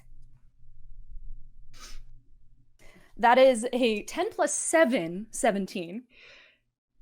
The man arches an eyebrow at you and he's like, I'd be happy to protect you. Leon goes, really? Really? Well, and she kind of like flicks her hair and looks behind her down the road. Goes, I have a room at the tavern down the road. Do you think you could protect me there? And she like cocks an eyebrow. The man looks a little uncomfortable and looks at the door and he's like, right now? I mean, I'm supposed to be. I mean, if... And Leon pouts. And she goes, well, yeah, I meant right now. But if you're not interested. Oh, no, I'm very interested. Did you say at the... And Leon perks up. The lantern lighter? I can, Yes. I can go right. I mean, if you don't have any other, I would love to escort How about I you. meet you there in 10 minutes? I want to get ready. The man really quite hurriedly basically just takes off speed walking down the road and he's like, I'll see you there. Leon like turns around and faces him and says, see you soon. And he actually seems so singularly focused that he misses the party standing behind the crates altogether, walking with intense purpose in the direction of the lantern lighter.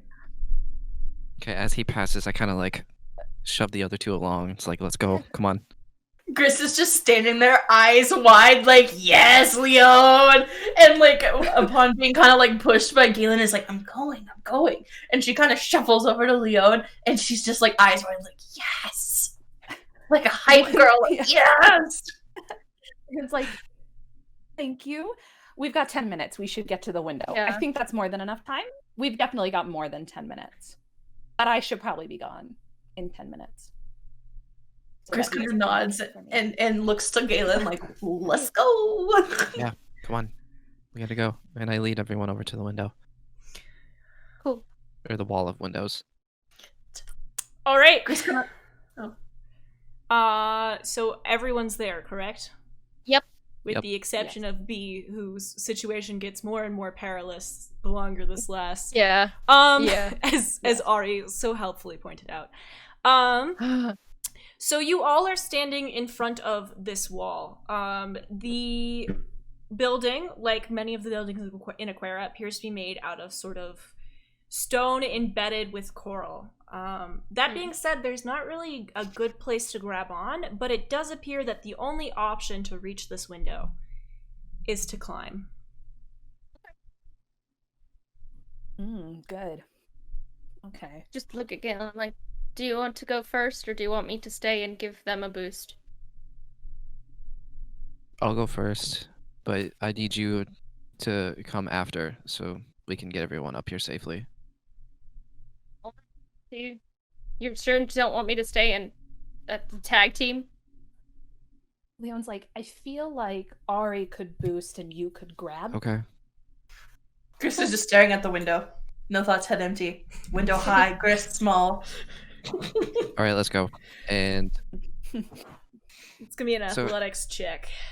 hey, that's what I thought. Oh, Jesus. You get to roll with advantage because you can see the ocean from here. Okay. Yo. Okay. The ocean fills you with. Advantage when water's around. He's You like, see the ocean. You are water. filled with determination. That's a natural 20, baby. It's a nat 20. God. All right, so Galen, you just sort of back up a little bit, take a running jump, and land your right foot on a particularly large piece of coral. Grabbing onto the windowsill with sort of this propelled jump that you have, you pull yourself through the window in one fluid motion and then stick your head out the window to your friends. Leon puts her hand up and is like, Sure. And I turn and look at Leon and I'm like, we're gonna have to meet him halfway. And I go and shimmy up to the wall and I like put my hands out so she can like boost. All right. Leon goes, thank you, Ari. Steps on Ari's hand. And I just shake my head like, let's go. Leon, this is going to be an athletics check from you and a strength check from Ari. Good Lord.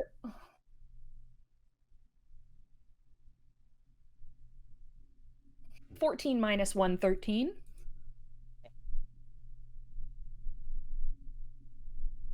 Give it a second. Not as bad as I 15 thought. plus Oh. 1, 16. All right, so Ari, you give Leon a solid boost, and she scrambles through the window, not quite as elegantly or gracefully as Galen, but manages all the same, sort of grabbing onto his hand to be pulled through the window right at the last moment. And now two of you are inside, leaving Gris and Ari looking up at them through the window. Cool. How far up is this? Like, is a boost enough, or do I have to like put Gris on my shoulders and climb? You're gonna have to put her on your shoulders and climb. I figured as much, so I look down at Gris and I'm like, all right, hop on. Are you sure? I could maybe. You will. The momentum alone might kill you. As you have this conversation, Gris, you're finally, and Ari, both of you, used to the forest, hear a familiar sound. There is a bird overhead, a swallow, chirping at you. Gris looks up and immediately is like, "Oh, I have an idea." And Gris wild shapes into a bird. Gris, you are now a bird. And she- Leon's mouth agape. She's like, Yeah, I've watched this happen, and I'm just like, just. Galen turns to Leon and goes, "Did you know that she could do?" No, I did not. and I'm just watching What? watching Gris fly now. Gris kind of lingers for a moment and kind of like flies around Ariadne's head for just a second and then flies up into the window, perching on the sill and kind of looking down at her friend. Seeing Leon's this, like looking at the bird, like Yeah. leaning down, like. and seeing this, I take like I'm just shook for a second, and I have to like take a moment to like shake it out. And be like, I don't know what the fuck I just saw, but I need to get up. We will deal with this later. So I look up and I like go back and I take a running start and I climb. Which Athletics check, please, BB. Yeah. Can Galen like hold out his finger for Gris to sit on in bird form? I mean, you can. like- She'll God. choose whether or not to do it. You can do it? All Yeah. right. Gris kind of is sitting in the. Oh, go ahead, Pip. Oh, okay. I was gonna say we have 11 plus 4, 15. Perfect. Sorry, go on, Gris. So Gris, sitting in the windowsill, kind of looking down at Ariadne, kind of does a little bird hop and kind of flips around to look into the room at Galen and Leon, and kind of notices the finger and kind of does like a little bird head tilt, and then just kind of Okay. flies over and perches upon his finger. Like, why not? Okay, so Ariadne, you take a running start.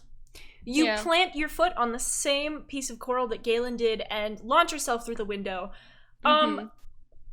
Significantly less gracefully. There's a little bit of like awkward scrambling, but you know what? You climbed trees, not walls. It's different. Mhm.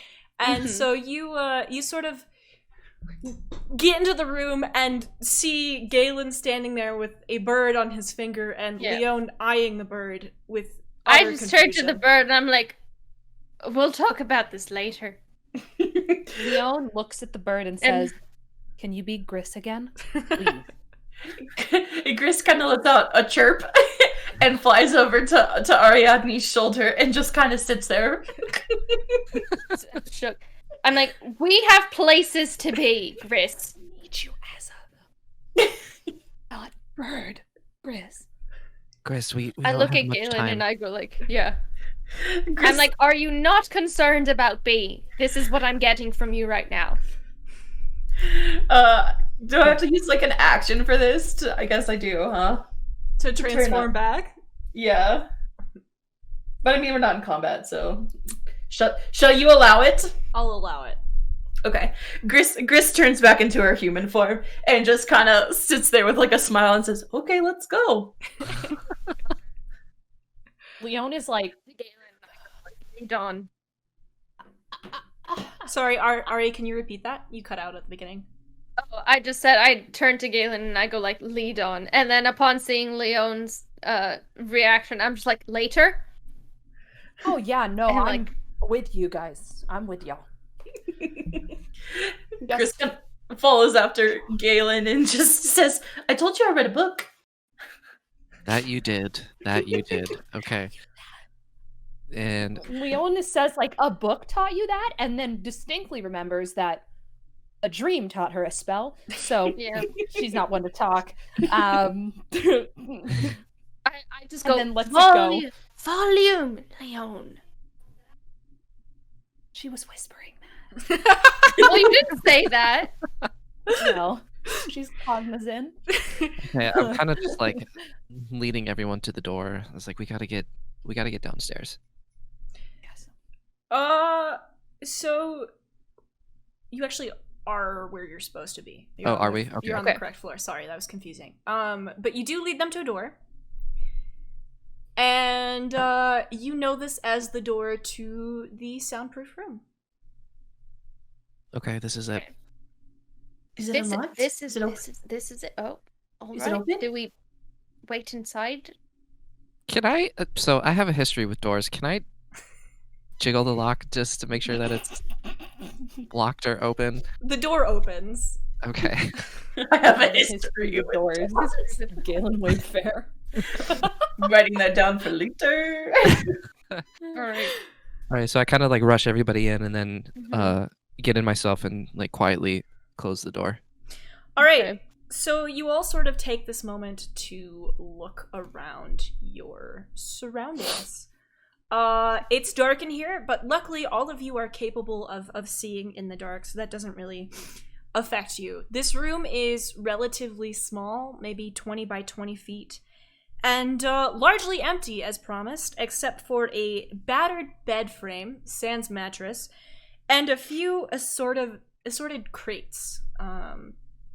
They all appear to be closed and full. B, you see, has not arrived yet. and there's doesn't seem to be much for you to do but wait. Okay. I would say we wait. Yeah. Should we plan anything? Can Should we prepare anything? I don't think there's I much go, to is prepare. it worth trying to attempt to hide with Mask of the Wild? I mean, you can. I'm not sure it would make a huge difference. That's why I was asking. I'm just like, I don't know how much of a difference it would make. Would you all like to just sort of quietly wait for a few moments? Sure. Yes. Yeah. All right. So, after a few moments, the door swings open again. The dark room is illuminated by the light from the hall. Framed in the doorway is the hulking figure of a man. He is bald and heavily tattooed. Two near vertical scars run from the back of his head over his forehead to his eyes. A thick mustache that actually strikes at least one of you who've seen him before as a new and fairly unwelcome addition, covers his upper lip. His arms are crossed, and he's accompanied by a familiar face, a small tiefling woman who grins up at him sultrily. However, those who have known her recognize the look in her eyes is not passion, but fear and unbridled rage. As the door closes behind them, the man sort of seems to take notice that the room is occupied, and his eyes pass over the party coldly before landing on Galen, and his expression sours, and he says, well, well, well.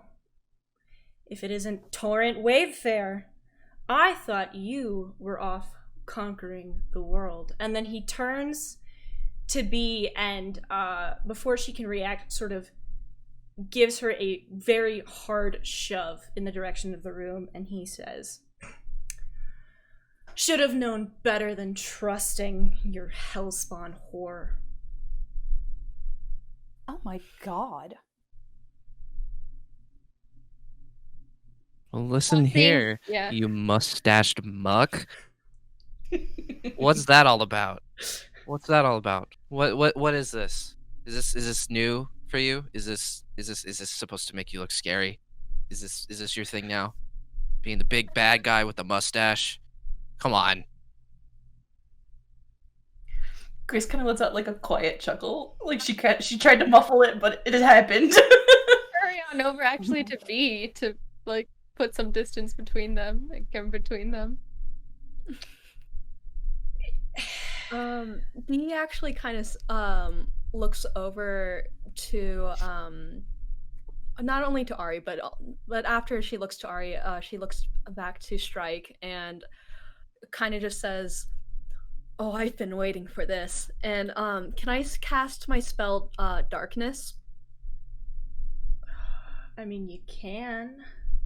You can. Yeah, it's pretty dark in there already, but you can. Oh, never mind. Strike sort of like grins maliciously at Bee and goes, waiting for what? A chance to go for a mustache ride? And sort of Leon? No, you go. and then grins at Galen. He's like, you know why she's here, right? Leon gags and is like, oh my god. No. Yeah. And then I would like to cast Prestidigitation on the mustache. Can you do that? I'm gonna need you to I actually can. roll a d20. Yep. You got it. You So that is a 15, but you said I had 2 inspiration, right? You do have 2 inspiration. I would like to use both inspiration to set his mustache on fire. Please and thank you. No mustache rides. And as she does it, if if she doesn't. As she tries, I would like her to say, there will be no mustache rides here. The mustache catches flame. We're done. We've won. V just looks over to like Leon and just like kind of bats your eyes a little bit.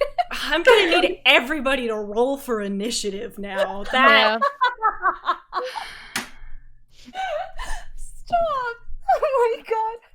and before you tell me it, give me a moment because I need to actually keep track of the order of operations here. All right, give me your numbers one at a time. Starting with Galen. 18 plus 2, 20. All right. Can't. Take that, Strike, you fucko. Fucking mustache on fire started the battle. I have 14 plus 4, 18. Damn. Okay. 18. Yeah, our initiative got boosted with the level up.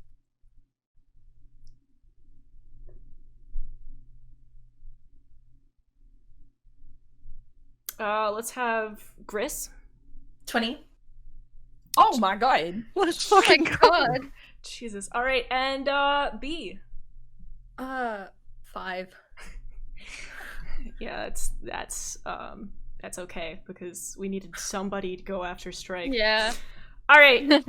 The orders of operations here is going to be Galen, Gris, Ari, Strike, B. However, Leon, you got a 4. Wait, what did you get? Did I ask you? What did you get? On Initiative. Initiative, I got a 9. Sweet. All right, Leon's going after Strike and before B. However, Leon, you set his mustache on fire. What's your AC? Doesn't even matter. It's 13. It ain't good enough. Leon, before really anyone can react to anything that's happening, he reaches out and punches you. Ew. And you take 7 damage. Good. Off to a great start. Yo, Gris is pissed at this. I just need you to know.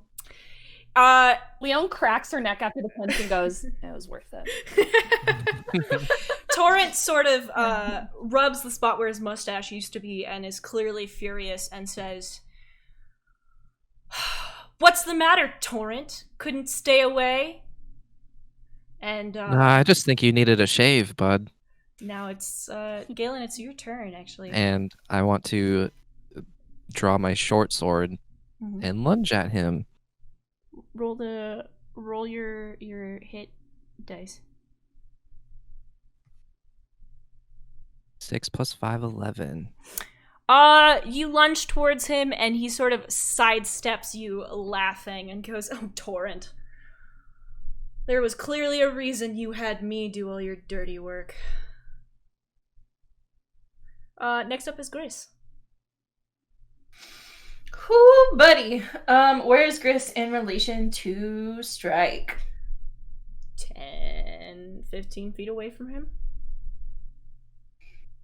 Okay, so Gris is gonna first and foremost back the fuck up and get as far away from him as she possibly can on her short, slumpy legs. You can only get up to 20 feet away from him. This is a 20 by 20 room. Okay, so she's gonna kind of back up against the wall, far away from him. And she is going to... Sorry, we're processing here.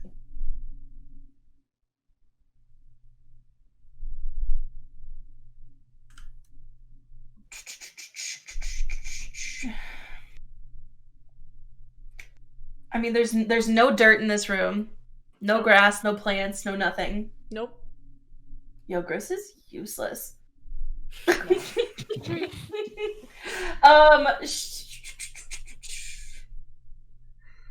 How long does this last? She's gonna just back up, and then she's gonna go ahead and use her bonus action, which is Balm of the Summer Court. And she is going to immediately heal Leon 4. I have to roll a d6 for 2. All right, sweet. Leon, add Nice. 2 to your HP. Lovely. And next up is going to be Ariadne. On seeing his treatment of my friends, how far away am I? 10 to 15 feet. All right, cool. I close the distance. Just depends how much I have left. To him. So I close the distance to him, drawing my short sword, all the same in Angie fashion. And I come up as I'm walking. I just say, "It's rare that someone has worse manners than Galen, Mr. Caleb." And I fucking rolled a hit. All right, roll the hit.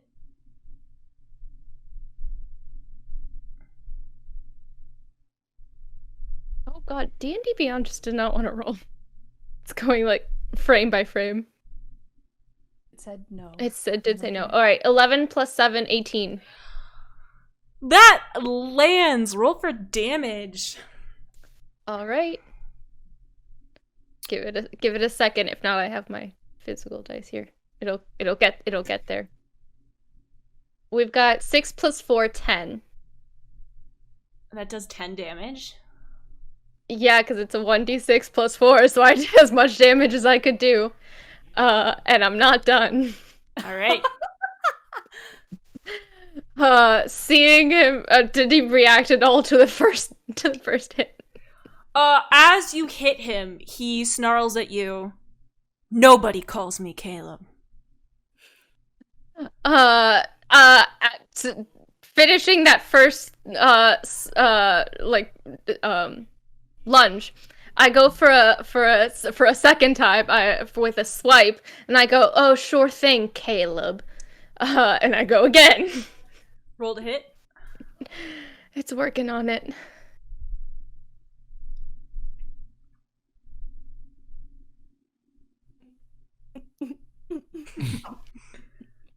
$20 plus 7. It was a nat. Was a nat 20. Yeah. Oh, One of these is gonna go so horribly poorly, but it's fine. Ari, roll for damage. Do we know how much HP Strike has, by the way? I do. Could you inform the party? Oh, also, I don't know why D&D Beyond did this. I can't say, but it had me roll 2d6 plus 4. Because it's a Would you rather I hit. just... Okay, I was just making sure that was, like, on your rate. Do double damage. Like, Yep. Crit I was hit. like, You're good. alright, then that's 15. Ari, as per usual, carrying the party on their shoulders. Would you like to disengage with the rest of your movement speed? No. Ari ain't done. Oh no. Oh my god, I forgot that you have 2 bonus actions. Okay, go ahead. Did he react to the second at all? I think you're gonna want to choose a different word Okay. than reaction. That's true. I just meant, like, is he saying anything while my dice is trying to roll? He just sort of at this point, as you know, you've clearly done him quite a bit of harm. He snarls at you. Okay. I go, alright, it finally did it. So I just snarl right back, and do flurry of blows, which let me read through this for a sec, because it's been a hot minute since we did combat. Alright, it is 12 plus 7, 19 to hit. What kind of damage is this? This is bludgeoning, I believe. It's bludgeoning.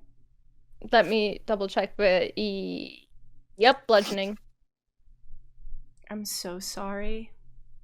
He's immune to it? Ariadne, but he is immune to bludgeoning damage.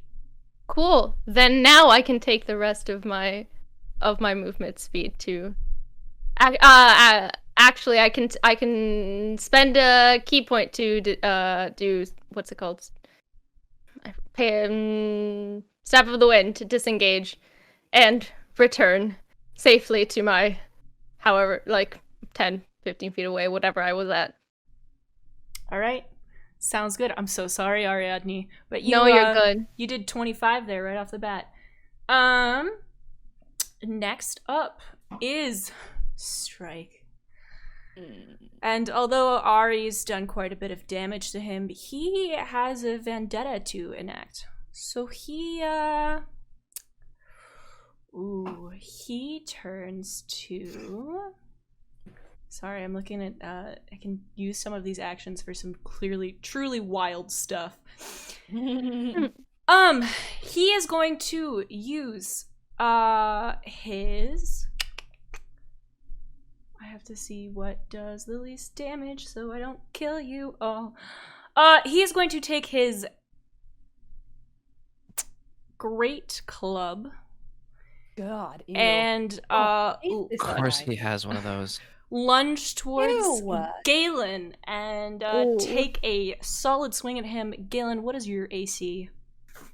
13.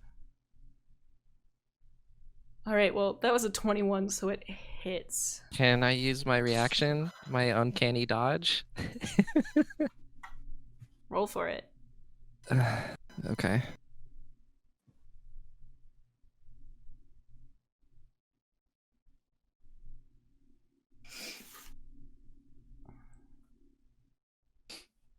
$17. Yeah, you do not dodge it. Let's see, roll for damage. What's your total health, Galen? 38. You take 11 damage. He also then uses oh god. Okay, he's going to use Action Surge to then turn around and swing at B with the Great Club. B, what's your AC? 13. That's a 15. It lands. B, you take 11 damage. Okay. Can I react to it? Can you? What reaction do you want? I kind of want to look at him and cast Hellish Rebuke. Ooh. I believe that it is a reaction, correct? Mm-hmm. Yes, you can cast Hellish Rebuke. Hell yeah. Let me Let's read see. Let me read it a Spells. little quick. Strike needs to take a dexterity saving throw. Yeah, so it's 2d10 on a failed save or half as much on a successful one. Okay, well... He rolls a 12. That does not... Okay, alright. Alright, can you roll 2d10, please? Actually, it's 3d10 for me because of my current level. Can you roll 3d10, please? Yeah. Dead.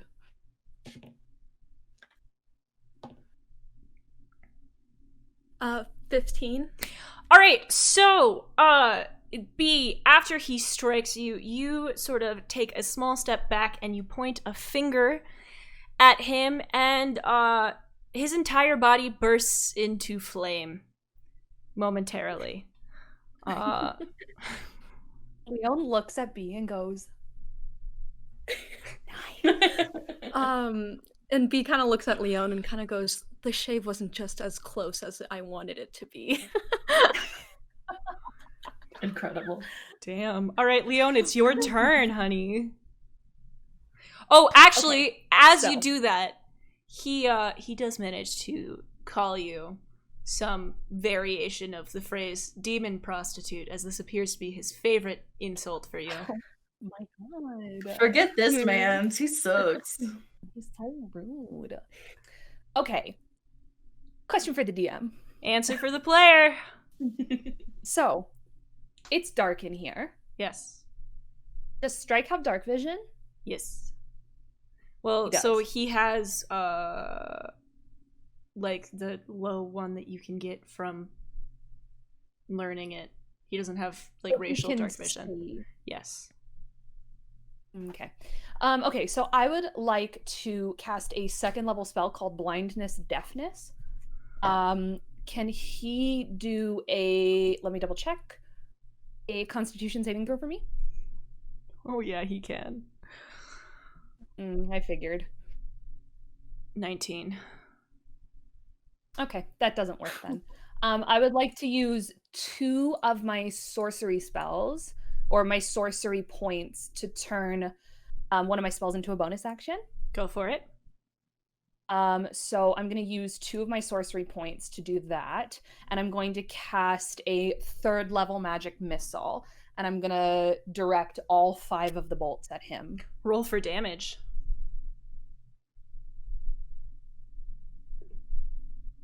I'm going to do the math in my head. I'm not going to read out. Okay.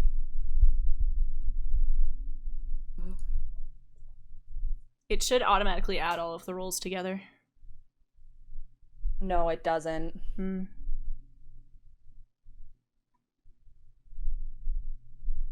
So that is, oh my god, math, 18 damage total. Okay, I was like, do you need to say it out loud? No, my brain can't do math, but it's 18 damage total. Sweet. All right. Took me a second to calculate. 13 plus 5. Well, those auto land, so that works. That helps. Is that the end of your turn? Yes. Oh, well, actually, I'd like Leon to move back to where Gris is. But, like, not right next to her. Just, like, as far away from what's-his-face strike as she can get. Okay, sounds good. My Did you turn? say something? My headphone fell out. Sounds good. Next up is Gris. Okay. Galen. No, Or no? it's Gris. No, Oh. Grace. Oh. No, wait, not Gris. No. It's B. Wow, brain. Yeah. I was like, did we skip B? Also, B. Please remember that you are rolling any d20 with disadvantage. Yes. Okay. I'm gonna take my rapier All right. and I'm gonna wield it, and I'm gonna try to lunge and slash him. Roll to see if it hits, please. Okay, with disadvantage. With disadvantage.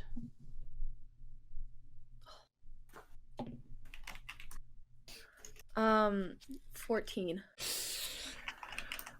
You lunge and he again sidesteps and sort of laughs at you. Isn't he on fire? No, he was only on fire for seconds. Okay.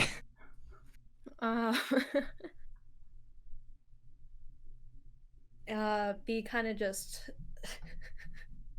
tries to regain her posture again, and make it look as elegant in her failed attempt. All right. Is that the end of your turn? Mm-hmm. All right, Galen. What do I want to do? Are we going in the right order? Yes, B. No, Gris is first, because Gris got a nat 20. Oh, I I'm think sorry. it's Gris, then Galen, started then with- Ari, then Strike, then me. Then B. Yeah. I thought it was Leon, Gris. No, it goes G G A S L B. I had to take a guess as to which G was which. I'm pretty sure it was Grace. Okay, so Gris goes that was first. me. Quick. I was just getting an answer. Ariadne uses Dex for. Yeah. Okay.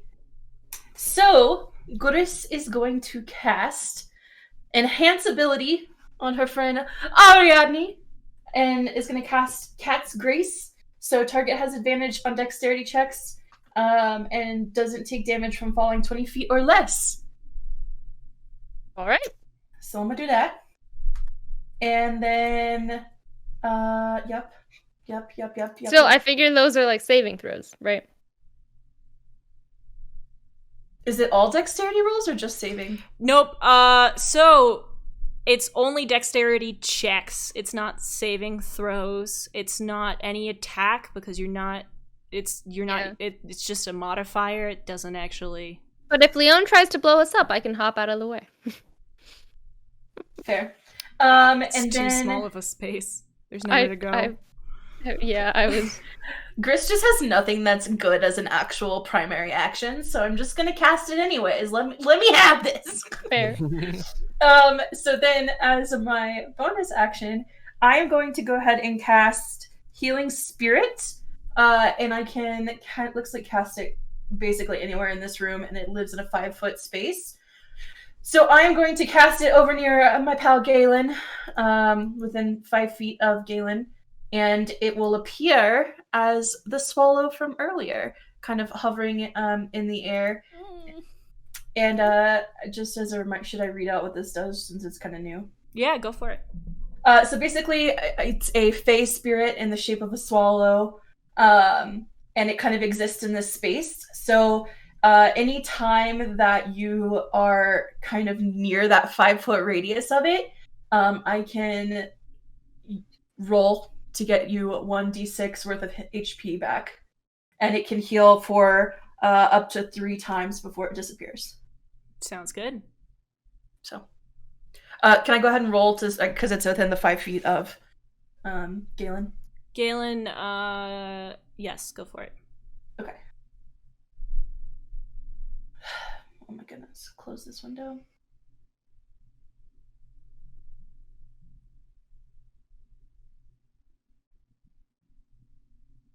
What did I just say? It was 1d6. Yes. 4. All right, Galen, you get 4 HP back to your body. Yes. I'm an incredibly eloquent DM. Don't let anyone tell you otherwise. All right, Gris, is that the end of your turn? That is the end of my turn. Galen, now rejuvenated, you are once again able to face Strike, who is grinning at you from beneath the charred remains of his mustache. Fucking hate this guy. Okay. Galen, as he smiles at you, you've noticed that since you've last been here, he's filed his teeth into points for some reason. I wonder. A little jealous, are we, Strike? And I guess I'll just go at him again with my daggers. Imitation is the highest form of flattery.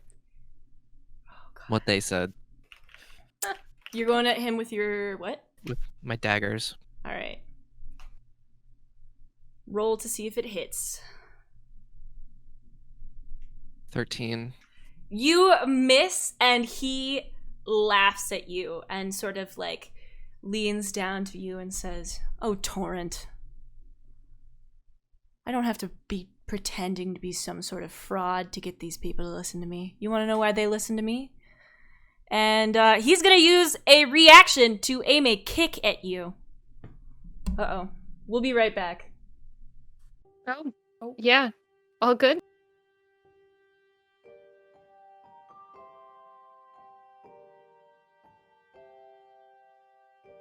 Hi. Yeah. All right. Well, now everything's 50 Shades of fucked up. Just give us the sec. Thank you. All right. So, where were we? Yes, Galen, you have failed to hit Strike, and he sort of leans down to you and he says, "And you know why they listen to me, Torrent?" As he kicks you. "Because I understand the power of fear." What is your armor class again, buddy? 13? 13, him. yeah. God, he's the- Galen, you take 7 damage. From a kick? Jesus. Okay.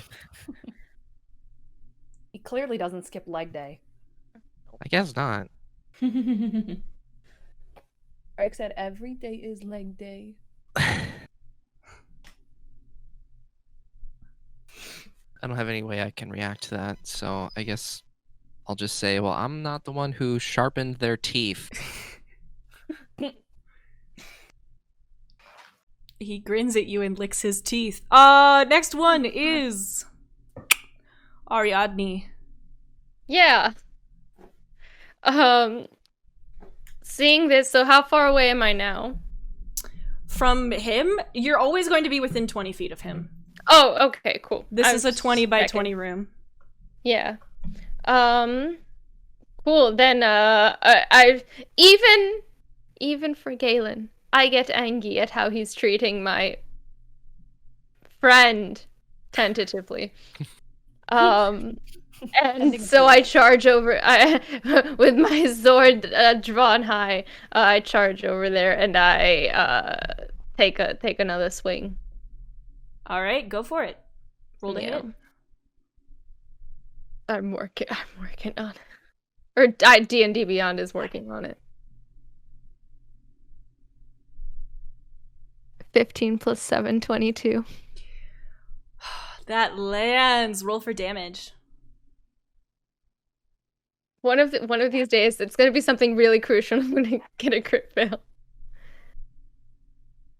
All right, that's I'm just gonna add it myself. 5 plus 4, 9. I'm not gonna wait for D&D Beyond.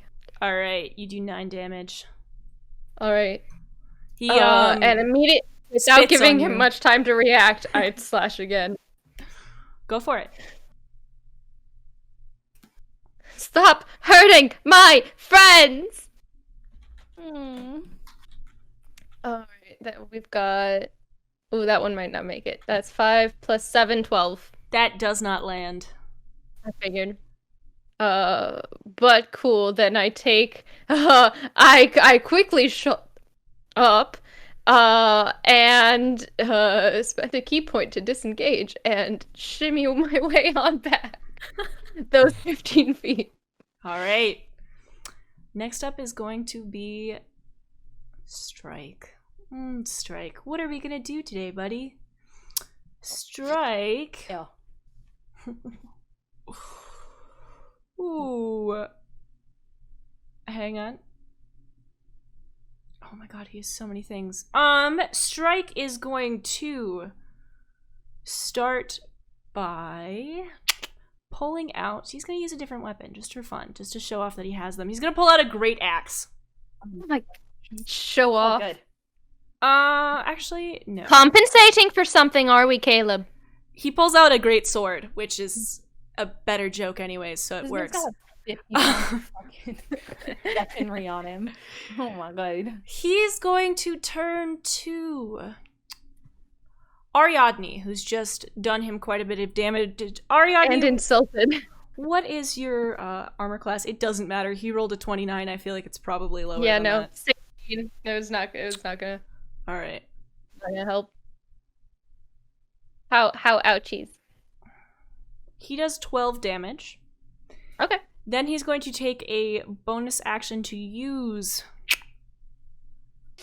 Second Wind, which regains him 1d10 plus 10 HP. I don't know what any of these symbols mean. Roll. He is going to regain 18 HP, which puts him at 69 health. Nice. God. Did you do that on purpose? It's No. okay if you did. I actually didn't. It just worked out. Alright, and that ends his turn. Actually, no, it doesn't. He's going to take several steps forward to pin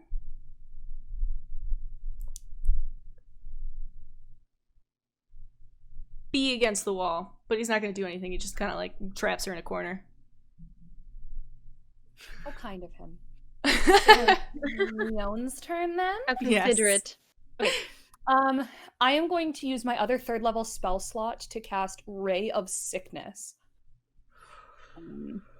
at him. Okay. What is that Which for me? is- Is a dex saving throw? Negative. I need to roll. Is that a ray that Necromancy has spell? a width? No, Sweet. it just hits him. Perfect. Yeah, a ray of sickening greenish energy lashes out towards a creature in range. Sweet. What roll to hit. That is 18 plus 7, 25. That lands. How much damage do you do? That does 4d8. Roll your d8s. I meant to take 69, not 16, but okay, go off. That is 23. And then I'm going to use 2 more sorcery points to turn my bonus action, or one of my spells, into a bonus action. Which will be the last time I can do that. And then I'm going to cast... Let's try Scorching Ray. Let's try that out, shall we? So that's also another one that is I have to roll to hit. Okay, roll for it. That was 10 plus 7, 17. It hits. Roll for damage. Oh, bless up. Okay. That one does 8 damage. Unfortunately, it's only 2d6. All right. Leon, that ends your turn. B, you are trapped against a wall. Oof. I don't know what else I can do. Can I attempt to use my rapier to try to jab him in the gut while he's pinning me, or is it my arms pinned too? You can jab him in the gut. Yeah. You can do that. As a treat. Alright, I'll try to roll. It doesn't hit. Okay.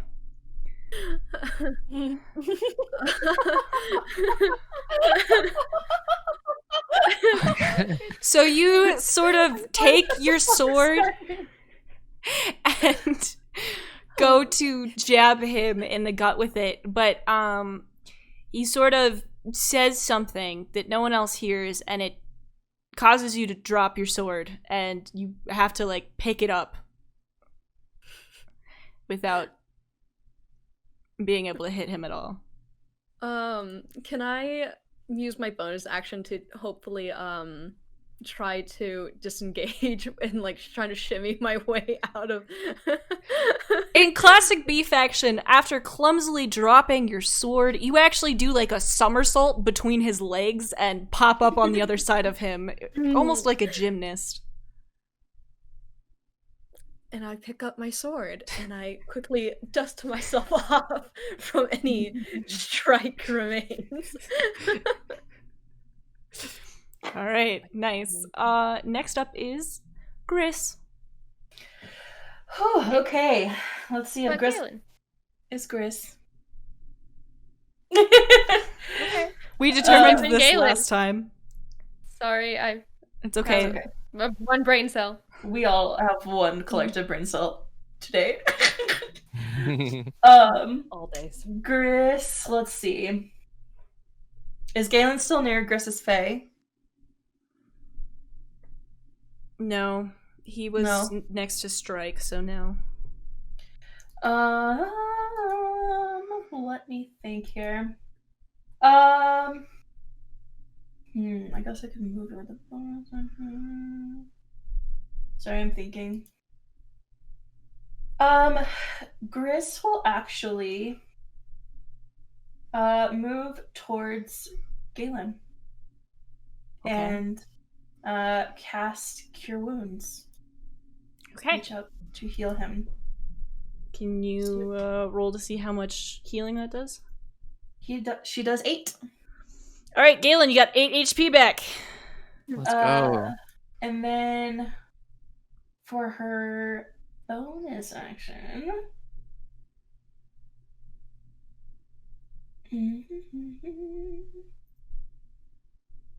she is going to go ahead. Sorry, I have everybody's sheets open right now. I'm trying to make sure everybody's okay. She's going to send her healing spirit towards Leon, and go ahead and heal Leon. So for that, Leon gets 4. Sweet. Merci. My friend. Everyone's feeling good, feeling great. Just as an FYI, my healing spirit heals one more time before it disappears. All right, sweet. And that's the end of my turn.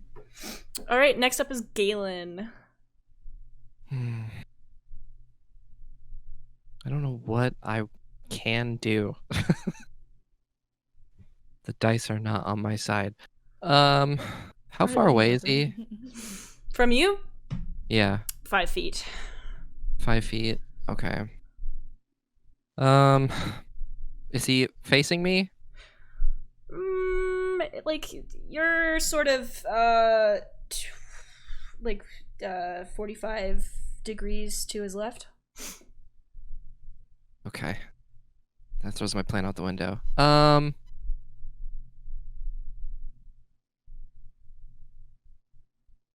All my spells are way too big for the room.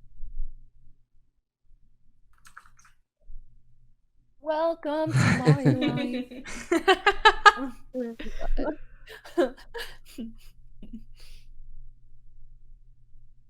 I guess I'll move over to near B and kind of just like put her behind me, and then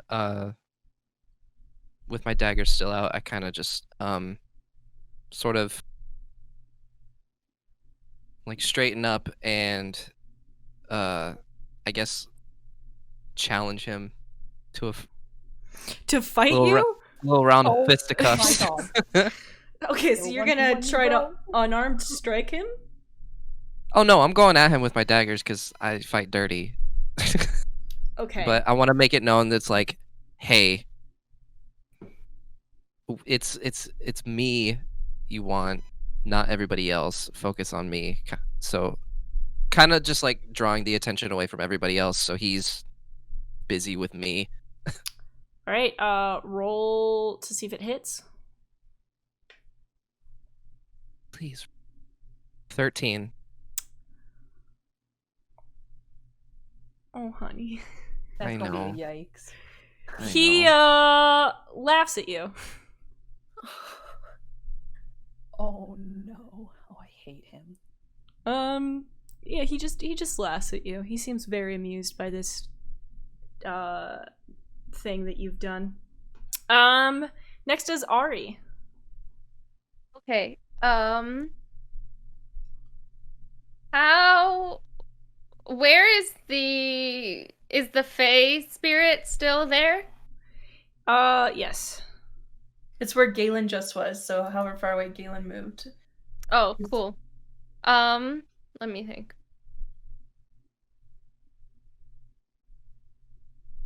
I think I'm still good for now. One of y'all might need it.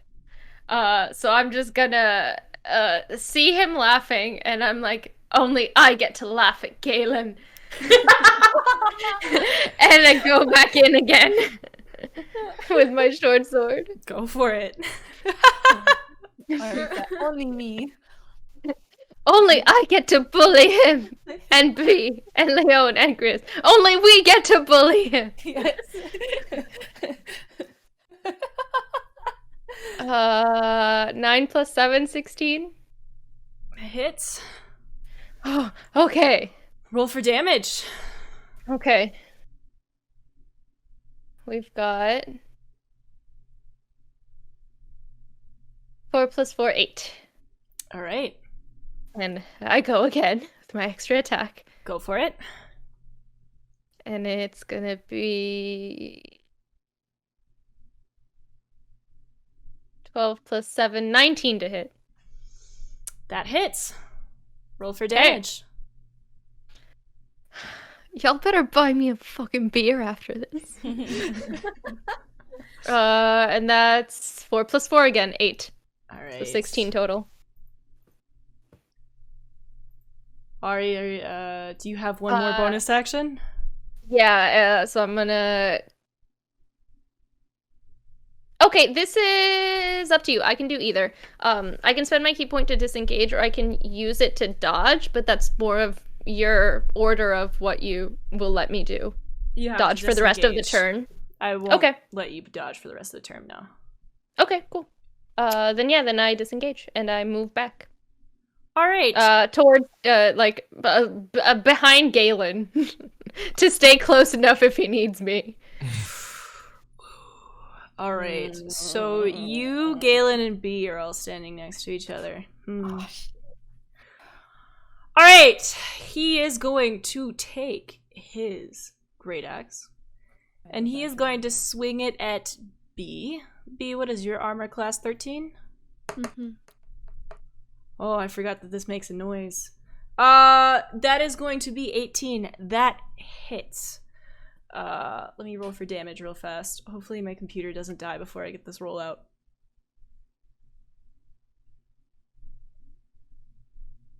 You take 12 damage. Okay. Can I try to uncanny dodge that as my reaction? You would have to dodge it before I rolled for damage. I'm so sorry. Oh, okay. No, good to know. Yeah. 12 was it? 12. All right. All right. He's now going to use a bonus. He's going to do an extra attack. Oh, hell yeah. He's going to do an extra attack. He is going to, bless you, he's going to attack Ariadne with his great axe. Ari, what's your armor? 16. Okay, he got 25. I think that hits. I think that's just shy. Ari, you take 9 damage. Cool. He's then going to step back, and as he steps back, he's going to actively spit on Galen, who's standing next to you all. Oh my god. So I'm huffing and puffing a little now.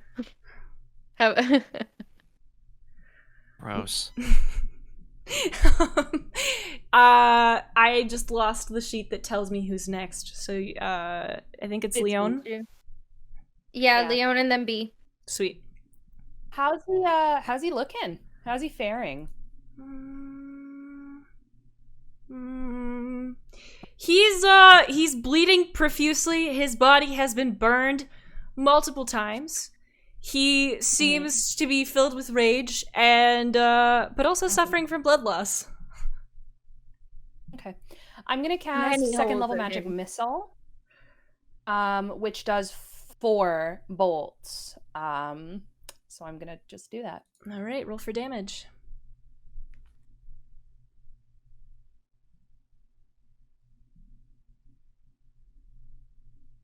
You can say the numbers. 13. I was gonna say you can say the numbers out loud. I'm and like add sitting. them Are you guys watching me calculate in my head? Your eyes are like getting wide. It's 13. All right, you did 13 damage. I would say and don't.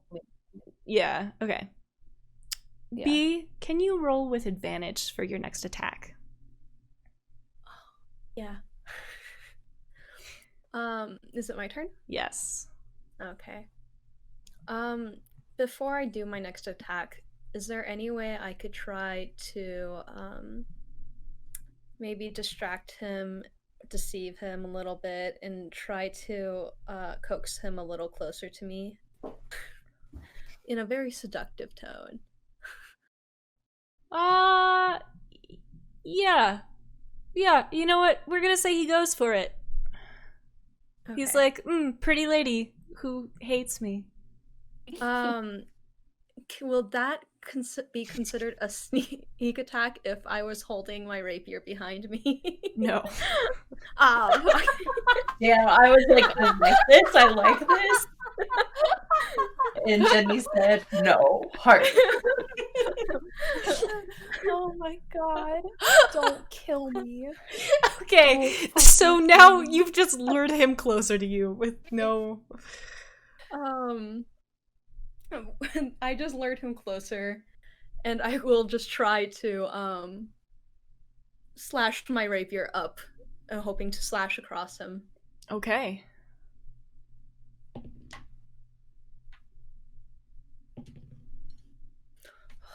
It doesn't hit. Okay. He sort of looks at you expectantly and then laughs and says, maybe if you spent less time overcharging for that stupid letter service of yours, you'd actually know how to handle that thing. Oh, God. All right, Gris, it's your turn. Oh boy. Okay, so Let me make sure I got everybody's numbers right. I am going to send my Fae over to Ariadne and heal them for as much as I can, which is 5. Okay. And then how's everybody else doing? Leon's good. B looking rough. Galen looking rough. Y'all are making my life hard. Hold up. I'm thinking here. Cantrips are bonus actions? You can use a cantrip as a bonus action. Just kidding, I got rid of the cantrip I was going to use. I freaking am a dumbass. So my spirit disappears after healing Ari. I am going to... Is B still, like, right next to Strike? Yes.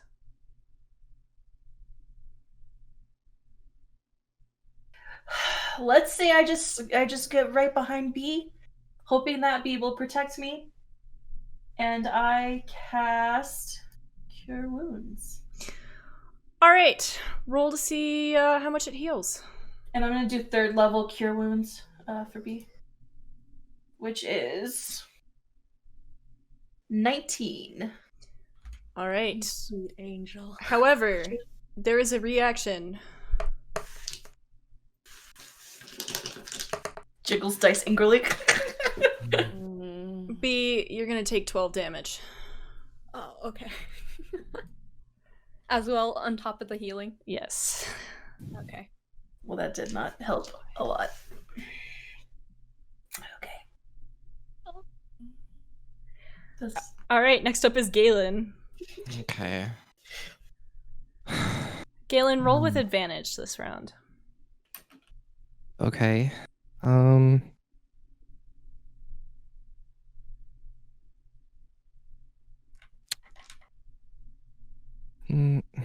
I don't know if this is too ambitious.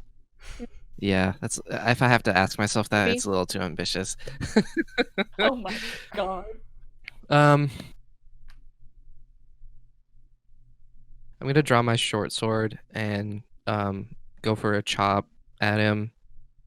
And while I do so, I kind of just like throw a quip at him. It's like, yeah, you might be strong, but it's pretty hard being that lonely, isn't it? Oh. Oh, a baby. Roll to see if it hits. Soft boy. With advantage? With advantage. 18. It hits. Roll for damage. About goddamn time. Congratulations, Galen. You I had actually one. contributed. You did it. Right? All right, that's 1. You D6 joined the plus party. 2 piercing. 5. All right. Strike looks a little bit worse for wear, but he does manage a sort of fuck you. Oh god. That's it. He can't come up with any. You hurt his feelings. Hmm. All right. Good. Yeah, you. Next is Good. Ariadne. Cool. Hype that Galen has finally landed something. I'm just let's go. I head back in. I close the distance, and I Can I would you let me pass through Chris's Fae? The Fae's gone. It's gone. It healed you Okay. last time. Okay, that's what I thought, but just checking. Because I saw the Discord message was like, wait, is it still there? Then I just head and am jazzed to stick him with the pointy end. All right, roll to see if it hits.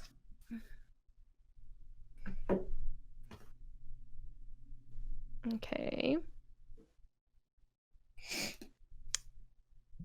That's...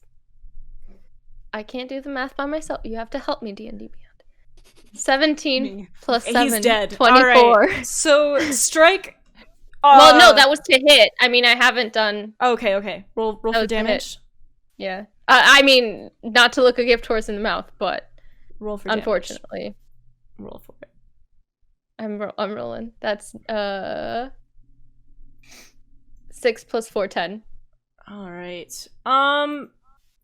Strike falls to the ground. Sort of anticlimactically. He's a very large man, and he just sort of crumples. Ragdolls. So standing near him are Ari, B, and Galen. Can all of you roll dex checks, please? Mm-hmm. Just normal or saving? Saving throws. 13. Well, it makes a difference. Give me a sec. 11. That was your dexterity saving throw? Yes. It's been a low night. Oh. It's okay. Bee's intimidated. Oh my goodness. Oh, these were saving throws. Yeah. Okay. Yeah, that's why I asked. That's I got the same roll. Okay. 9 plus 7, 16. All right, Ari and Galen managed to get out of the way, but B just having a bad day. He falls on top of you, and you're probably gonna have to be pulled out from underneath this giant man. I hate that. God. I hate this ending. That's not good. Mhm. I don't like it. So Gris, seeing this, immediately runs over to B to be of assistance. As does Leon. Obviously, Gris probably cannot pull this man No. off of me. Galen's already I- working on it. Yeah, I look at both of them and just go like, just let it, just ignore them and like go to help Yeah. Galen pull her, like grab underneath her other elbow probably and just like. All right, Once they, okay. B, you are now on your feet. Congratulations. The battle has ended dramatically, and now Can I spit on Strike? I want to spit on Strike. Galen spits on Strike. I was gonna Fuck it. say you don't have to ask me for No. permission to move your mouth. Yeah. I mean, I don't know what tricks you have up your sleeve. Right. I just go like. It's like Galen spits on Strike, but little did you know. That actually brings him from the dead, and then we have a whole new battle, and I'd probably cry. So It revives them, yeah. Gris, instead of like worrying about the fact that Strike is dead, is worried about her friends, and kind of walks over to B, and is gonna immediately cure wounds. For B, which is 18. Sweet. And then she kind of steps back and like wrings her hand and kind of looks around at the party and says, "All right, which one of you needs help? Who needs it next?" And kind of her eyes land on Ariadne and says, Yeah. and just kind of grunts and says, "Okay, come here." And I'm cast cure wounds on Ariadne as well. Okay. Which All the while I'm going like, I mean, I can take a few more if anyone else needs it. Perhaps there will be a more appropriate time to stop and heal your friends. Mhm. perhaps there Yes, is, sir. but I'm here and it was 13, so take it. And B kind of like after being helped out of Strike's body, Yes. From under. kind of once again like brushes off her herself and kind of looks to everyone and like kind of starts trying to clean up her image a little bit and kind of looks at them and kind of goes, "Now for the things we came here for, right?" Do you know where they are? Oh yeah. Yeah, B just kind of looks at Arya and goes, "Follow me." And then wait, and I point at Strike. I'm like, shouldn't we do something with him? Leave him. Leon's like waving her hand, like I just don't want us to be fugitives again. I don't know that anybody It's a would valid look at this concern. It's a instead. valid concern. you know we're in a gang hideout, right? If anything, Murder his is body. murder. If anything, his body still being there is just a sign of dominance. I'm just checking. A sign of dominance. Leon Alright. says, "Lead the way." To be. I'm just saying, if we're taking the boat and his body is on it, eventually it's. You know what? Never mind.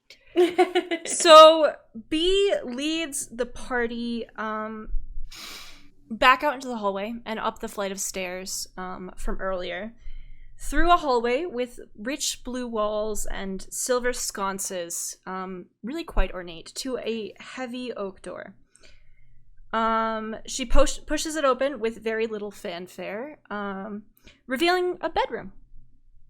In the center of this room is a large and lavish, though unmade, bed. And the walls are decorated in beautiful oil paintings, some of the sea, some of the horizon, of fishing boats, and quite a few of a familiar pink tiefling woman, some more tasteful than others.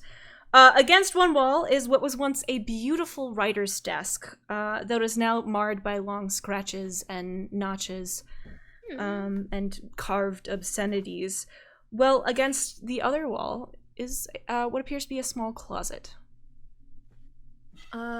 B immediately is very comfortable with this room and runs over to the desk and just like ignores the obscenities and just kind of rubs her fingers around it on the wood. And then she also immediately runs to the closet with excitement and looks at the party and is like, "Oh, I'm sure you're gonna be very excited to see what's in here," and gives them a little wink as she pulls out a little key and unlocks the closet. All right. You open the closet door, and all of your best outfits are in here. Some are black, some are colorful, some are almost the same shade of pink as you. But your focus is drawn to the beautiful silk lingerie that you've been missing for this last 2 years. Oh my goodness. I want Leon to walk over to the wardrobe like as B opens it, because like she sees it. She knows it's a wardrobe. She knows what's in it. She knows what's coming. Leon, do you want to roll a perception check? Absolutely. Oh, best roll of the night, 19 plus 1. Let's go. B has a Fashion really is fantastic sense of style, and it makes you like her just more from looking in this closet. Leon puts her hand on her heart and looks at B and is like, "Oh my god. We need to go shopping. At some point you need to come to Alis and we need to go shopping." And B looks over to Leon and is like, "I think I'll phone you. I think I know a nobleman there that could help with the budget."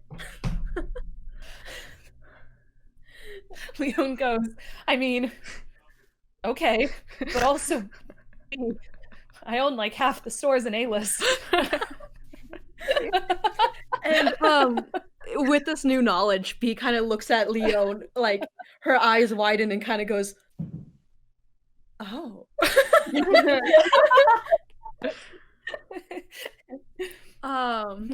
All right, so B and Leon are in the room. Does anybody else enter, or are you guys just stand out in the hallway? Oh no, Gris enters and walks over to the desk as they're kind of doing this thing and just kind of like looks sadly at the obscenities and a little confused at some of them probably. I'm just still gonna hang out, probably still a little on edge and being like, there's still other people around. Galen kind of just walks in and sort of like just drags his hand around like the bed and is like looking around the walls and is just like kind of almost overwhelmed from nostalgia. Oh. And then not wanting to be left alone outside, I head in. Just be like, fine, I guess. And B kind of immediately puts the lingerie into like her satchel because she doesn't really have a lot of space to take it. And she looks over to Ari and Galen, and she's just kind of like, "I could use some help carrying this very heavy desk back downstairs."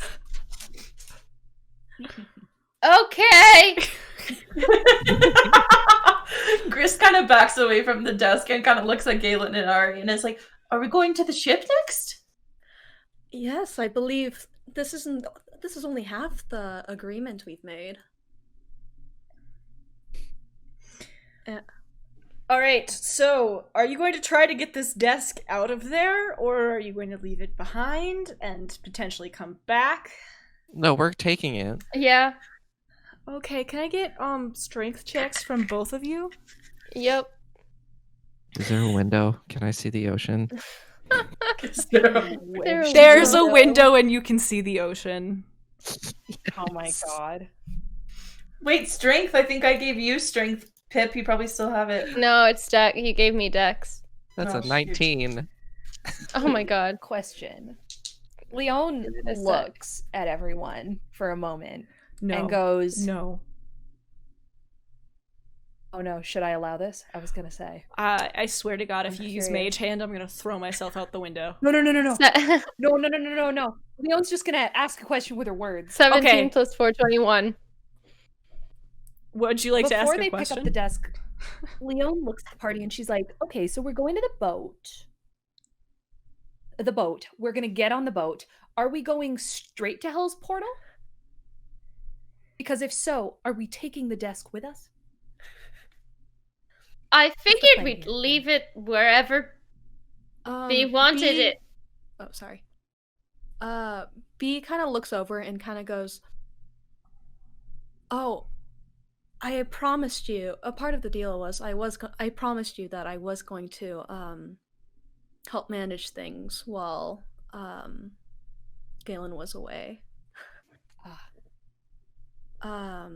So the desk should stay with me as well Yes. as I should too."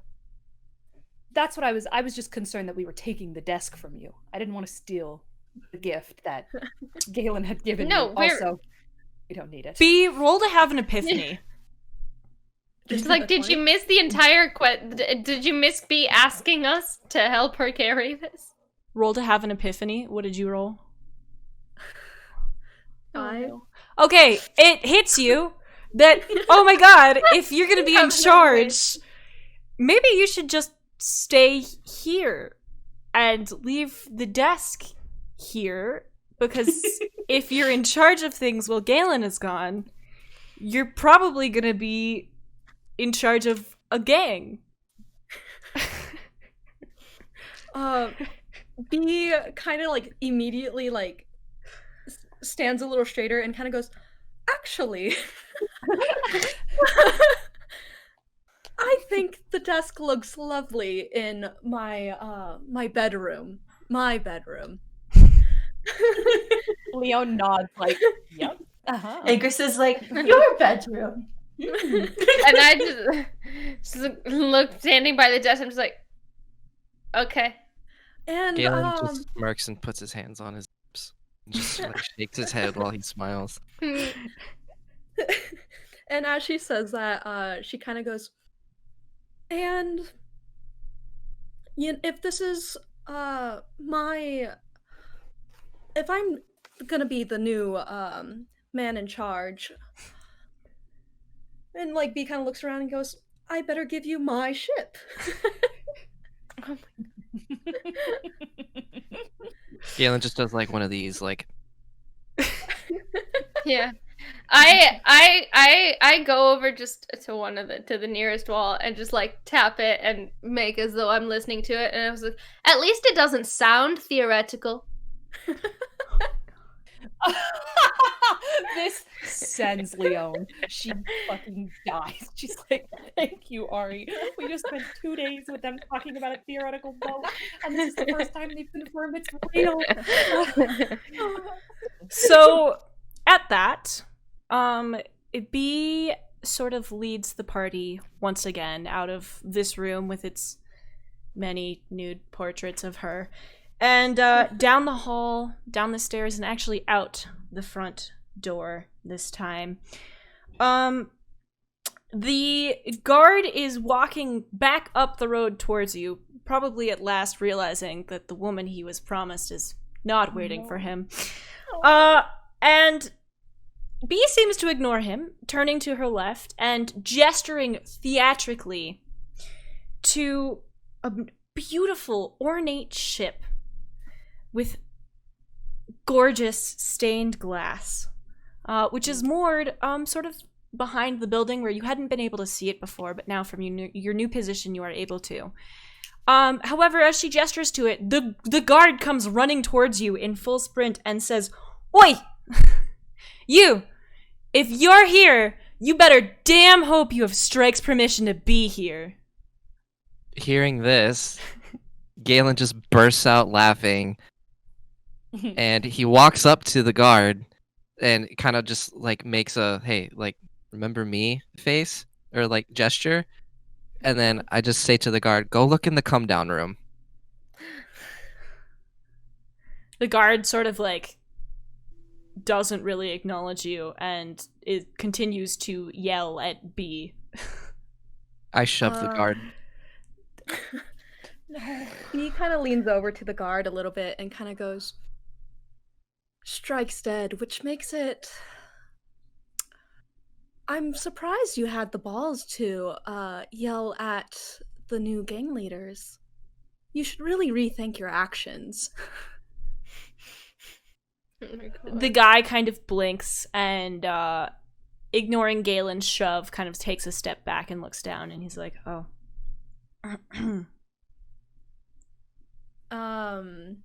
And B kind of like stands back up straight and kind of goes, "Now, excuse me. There are some leadership activities we must attend to. Shouldn't you be back at your post?" The guy looks really confused and tosses a glance back over in Galen's direction, and suddenly a look of recognition crosses his face. At which point he nods and heads back towards the door. As he's walking away, I just like shout at him, "Embezzle money from me again, and your head's going on a stake." Oh my God. The man does not I react. just stare at Galen, just like, okay. And so yeah, sorry, yeah.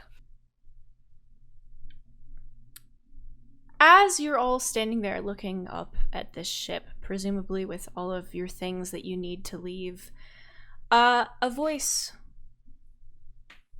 calls out. Actually, no. You know what? It doesn't. It doesn't.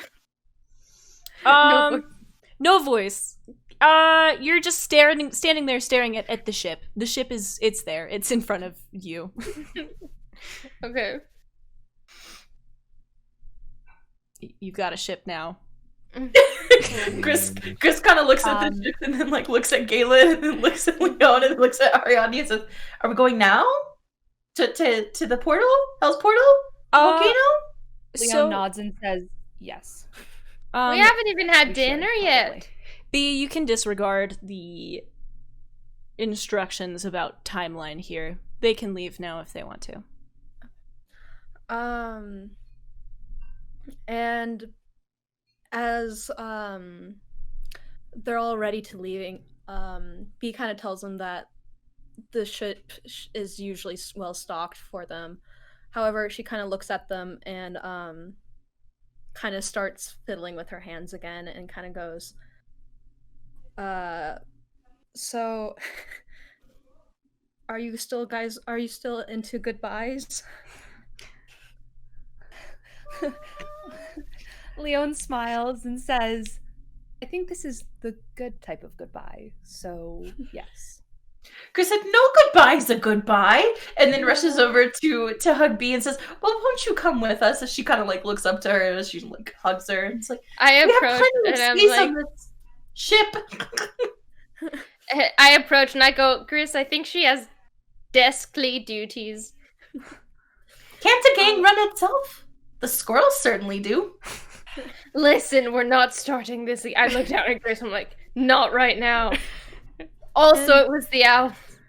He gets a little emotional at how immediately the group approached her with such warmth and kind of just goes, "I think there's some tasks I need to finish up here," as she looks back at the gang hideout. And she kind of looks back to Galen and kind of gets a little teary-eyed but doesn't really do anything yet.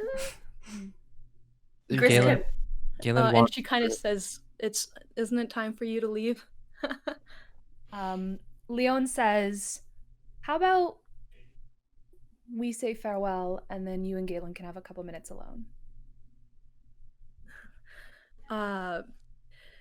And V kind of looks at Leon and says, "I would really like that." And as she kind of holds on to Gris a little tighter before she lets her go, and kind of holds Ari's hand a little bit and gives her a little slight peck on the cheek, and then walks over to Leon and kind of takes out the lingerie that's Oh my in her god. stash and says, "A gift." Oh my god. And I was like, "Are you certain? Sure?" As she's yeah, go ahead. Oh no, she just says, "I just think it would look quite lovely on you." My god. Leon takes it and says, "That's very kind of you. Thank you." As this interaction is happening and B is presenting Leon with this very lovely gift, this isn't actually what Ari is focused on, and she shimmies over to Galen and asks, "I know you didn't want to come here, but do you really want to leave now?" Galen just like turns and looks at Ari and just shakes his head no. And then like flashes a look over to B. Oh. How much can B hear this? Roll a perception check. I gotta see my modifier. I got a 12. You catch the question, but not the answer. Okay. Then I take a second and I'm like, okay. Well, that's reasonable. And looking back at B, but then I chuckle a bit and turn back and I'm like, no matter what Leon says, you can turn back.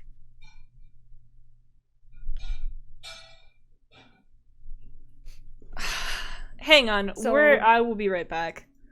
Okay. Hey baby, can you unload the dishwasher in like 15 or 20 minutes? Is it because James is smashing dishes? I think so. Oh no. Poor Blue Greek. Miss gets scolded. I forgot. Thank you for the likes, the comments. Hi friends, I'm so sorry I forgot to mute myself. We're gonna have to cut that out of the YouTube video. Oh no, you did. I don't remember where we were. Oh, I answered Galen and waiting for a response. Okay. And Leon was taking the lingerie from B. Yeah. Sweet. So that's all I said. I just reminded him. I put a quick, if awkward, pat on his shoulder. I'm just like, no matter what Leon says, you can turn back. And Galen hearing this, kind of There.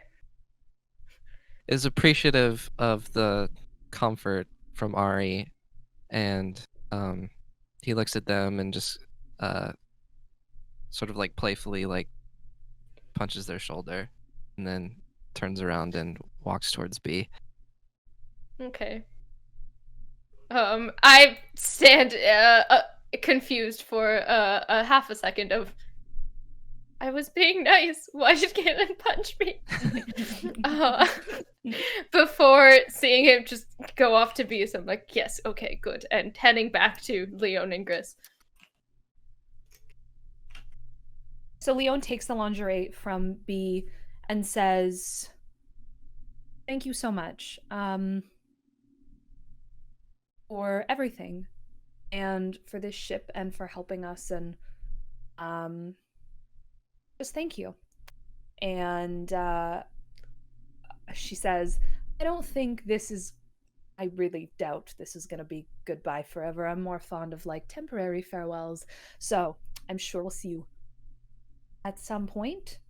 And then Leon kind of looks at Gris and Ari and says, we should head onto the boat once you guys say goodbye, and we should start. Gris, maybe you can make us dinner or something. Chris kind of nods thoughtfully, but her eyes are starting to kind of well up with tears a little bit as she walks towards B and just says, "You like to write, don't you? Will you please write me? Please write me a letter. I'll write back. I think Ariadne still has some letter writing materials." Steal my parchment. Go ahead. Oh, and V just kind of holds on to Gris's hands and says, anything for family. Gris smiles so hell and wide and just says, "For family." And then squeezes her hand and kind of walks behind her towards the boat, not ready to really say the words goodbye. Okay, and as they're walking up onto the boat, I just make sure they're like a couple paces away. I take B's hand really quick and I lean in to whisper, "I'll do my best to make sure he comes back in one piece." And I smile at her. And I squeeze, and then I'm like, okay, I gotta go. V just chuckles at that a little bit. Then I head out. So what's the current setting right now? I think we're all on the boat now, maybe? Except for we're all on the boat, and it's just you and Galen. Okay. Yes. Before B can really even say anything, Galen just like embraces her and sort of gently puts his hand on the back of her head and just holds her without really saying anything. Initially B is a little surprised by this, but she slowly wraps her arms around him again. And she kind of says, muffled into his chest,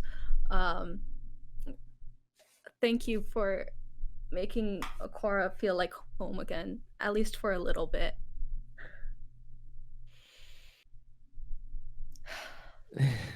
Galen's like starting to tear up. And he just gently says, "Aquara may be the city, but you'll always feel like home to me." And then and with that statement, B kind of just looks up to Galen, and she has like welled up tears that are actually kind of streaking now her little makeup. And she doesn't really know what to say, and she just kind of looks at him and she just kind of says, "I'll always be waiting. You just gotta promise you'll be back." I'll be back before you know it. And I promise I'll write too. I'm sure Ari's got a bunch of parchment laying around. Get your knees off my parchment. I need it. B kind of giggles through her tears a little bit and kind of like aggressively wipes them away, still wrapped up in Galen's arms, and kind of goes, "Well, you gotta go find your little adventure, and you gotta tell me all about it, okay?" I'll do just that. And then Galen just like kisses the top of her head. And B kind of just doesn't look at him in the eyes, and she just kind of is still like wrapped around and kind of just says, "I'll miss you, okay? I love you." I love you too, B. I'll miss you always. And B is a little more ugly crying now. She's just like wiping her tears and goes, "Anyways, you need to help your friends. They've helped you and helped me for so much. It's the least that can be done." And she wipes away her tears.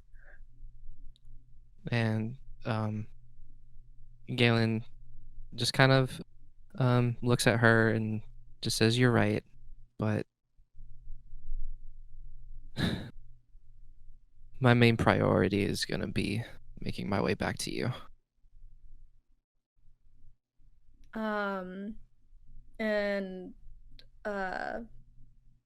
V just kind of looks to Galen and kind of looks to the ship, but she looks back to Galen, and this time she won't let her eyes look away. Mhm.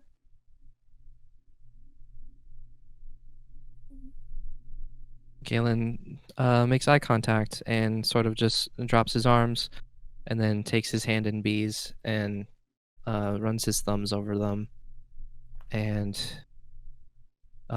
pulls her back in for one last hug and then starts walking towards the ship.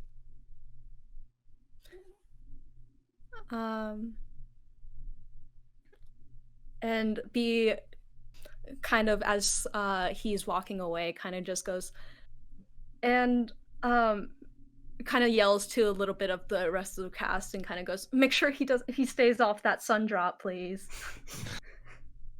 Gris I like kind him of better this way. Gris's eyes widen and she kind of like clutches her satchel and says, "Mhm." Leon casts message to B and just quickly says to her, "We're gonna keep him safe, okay? We'll make sure he's okay." And with that, B doesn't cast message back. B just kind of stands straighter and like looks at the gang and kind of just goes like, Galen, and, like, go for blows it. a kiss.